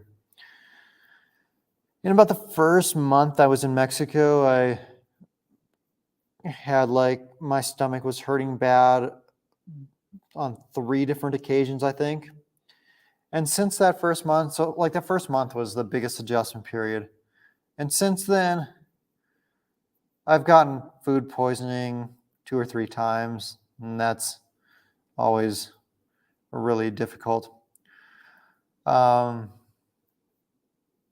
then sometimes my stomach is upset, like food is spicier here and things like that. So if I have too much of it, my stomach doesn't like me. And in which case I just drink Yakult. It's like a little fermented, or is it fermented? Anyway, it's like a yogurt beverage with, what do they call those things? Like the good bacteria. I just drink those, a few of those a day until I'm feeling better. And they seem to work pretty well.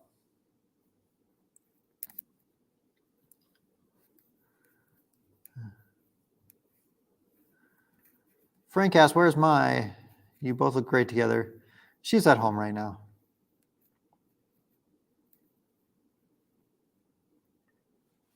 Do you deparasite yourself every 6 months like others do? No, but every now and then I get tests for parasites. And like doing the broad spectrum parasite cleanse can be really hard on your body. So if you can do it, the much better option is to get a test for parasites to find out which ones you actually have, if any, and then they can like give you specific things to kill that specific parasite. And that's going to be a lot easier on your body than that broad spectrum thing. Like, for example, a while back I found out I had parasites, and I got tests for it, and it was protozoa, so it was these microscopic things. And one of the things that killed this particular parasite was grapefruit seed extract. So all I did was started taking grapefruit seed extract pills, and it killed them off. Probiotics, that's the word I was looking for. Thank you.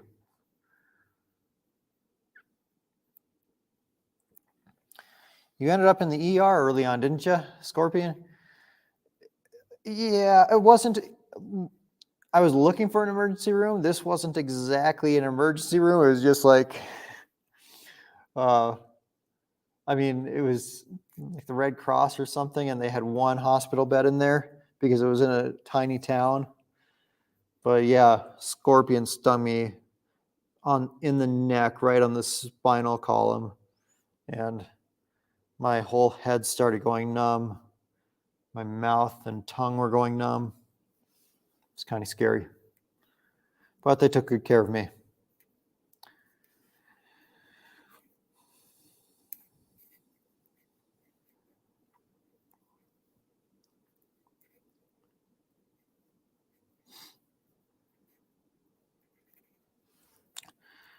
Linda asks, how does your Patreon work now? And do you still have it?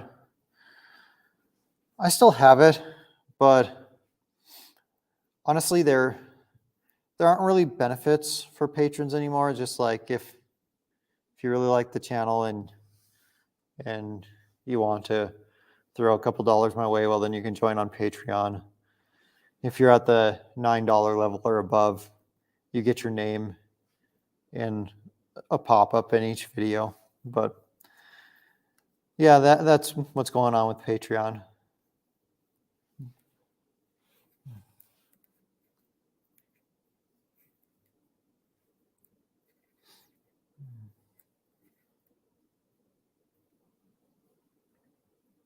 Starting a business in Mexico?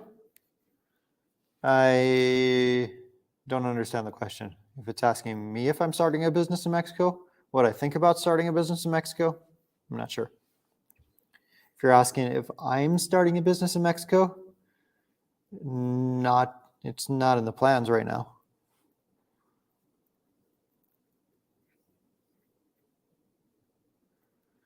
Are these parasites specific to Mexico? Never heard about them in the US. No, they're not specific to Mexico. Like, there's different bacteria and stuff in Mexico that your body needs to get used to. But there's a significant percentage of the population in the US that's living with parasites who has no idea. and they can cause some serious health issues. So I think it's worth it to get a test every year or two to see if you have any.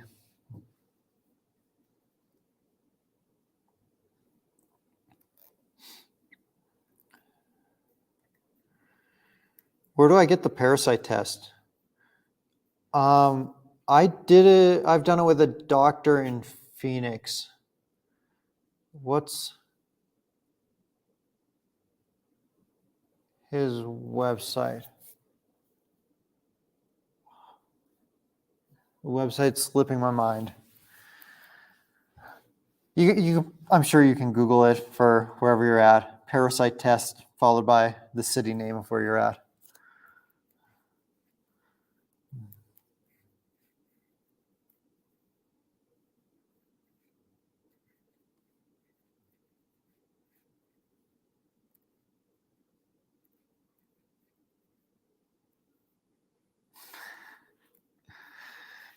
What does your tapeworm like to eat? I didn't have a tapeworm. There's a lot of different parasites, and I think tapeworms are one of the bigger ones, but ones I had were microscopic. But they fed on sugar. So if you see some of the older videos, you might notice that I had some red on my arms here, on each arm, and then also around my eyes. Around my eyes, it was the worst. Like, it was really red. And the more sugar I consumed, the worse my skin issue got. And it was these parasites feeding on the sugar. And then I noticed once I cut all sugar out of my diet, the skin issue got better because the parasites didn't have anything to feed on anymore. But then with adding the grapefruit seed extract in there, well, then that helped out as well.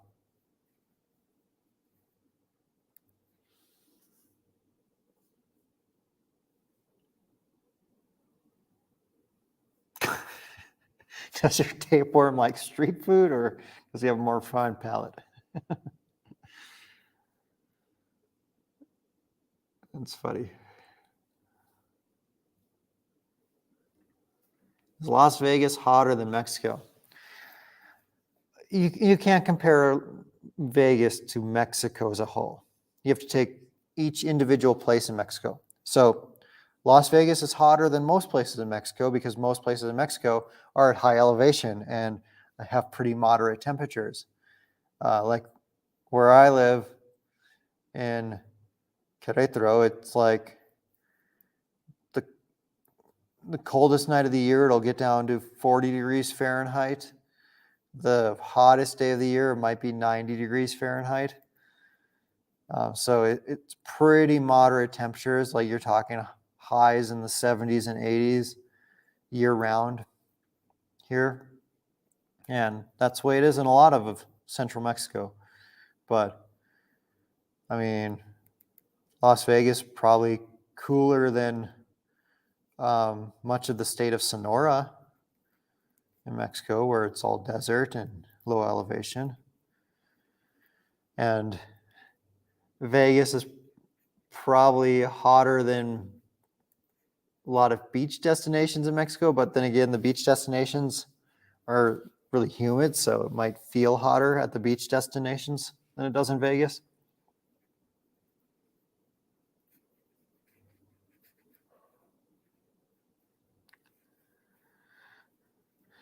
Is it like PV weather where you are? Nah, not even close. It's like perfect weather where I'm at.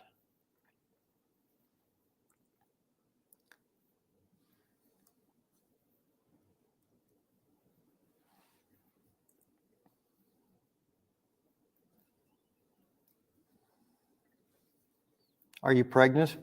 Yeah, I'm pregnant.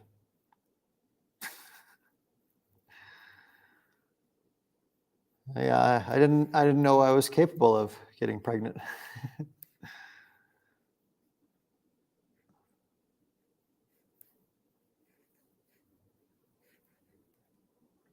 Maya's so funny. Yeah, she's really funny. I like that about her.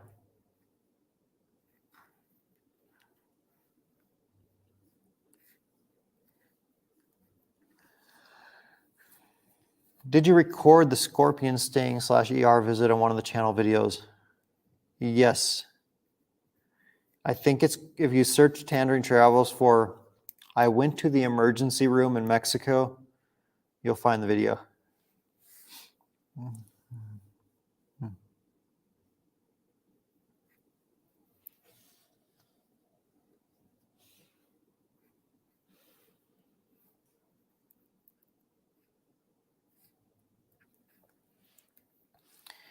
If you couldn't get residency to stay in Mexico, would you consider living in the free trade zone in the north without permission? Yeah, I don't know. Like, it would really suck to get caught by immigration. And like, if you do, you get to take what's on you. You don't get to go back to your home and get anything. So like, let's say you're living alone in Mexico and you have all your stuff in your home. You have your dog in your home. You can't go back and get any of that.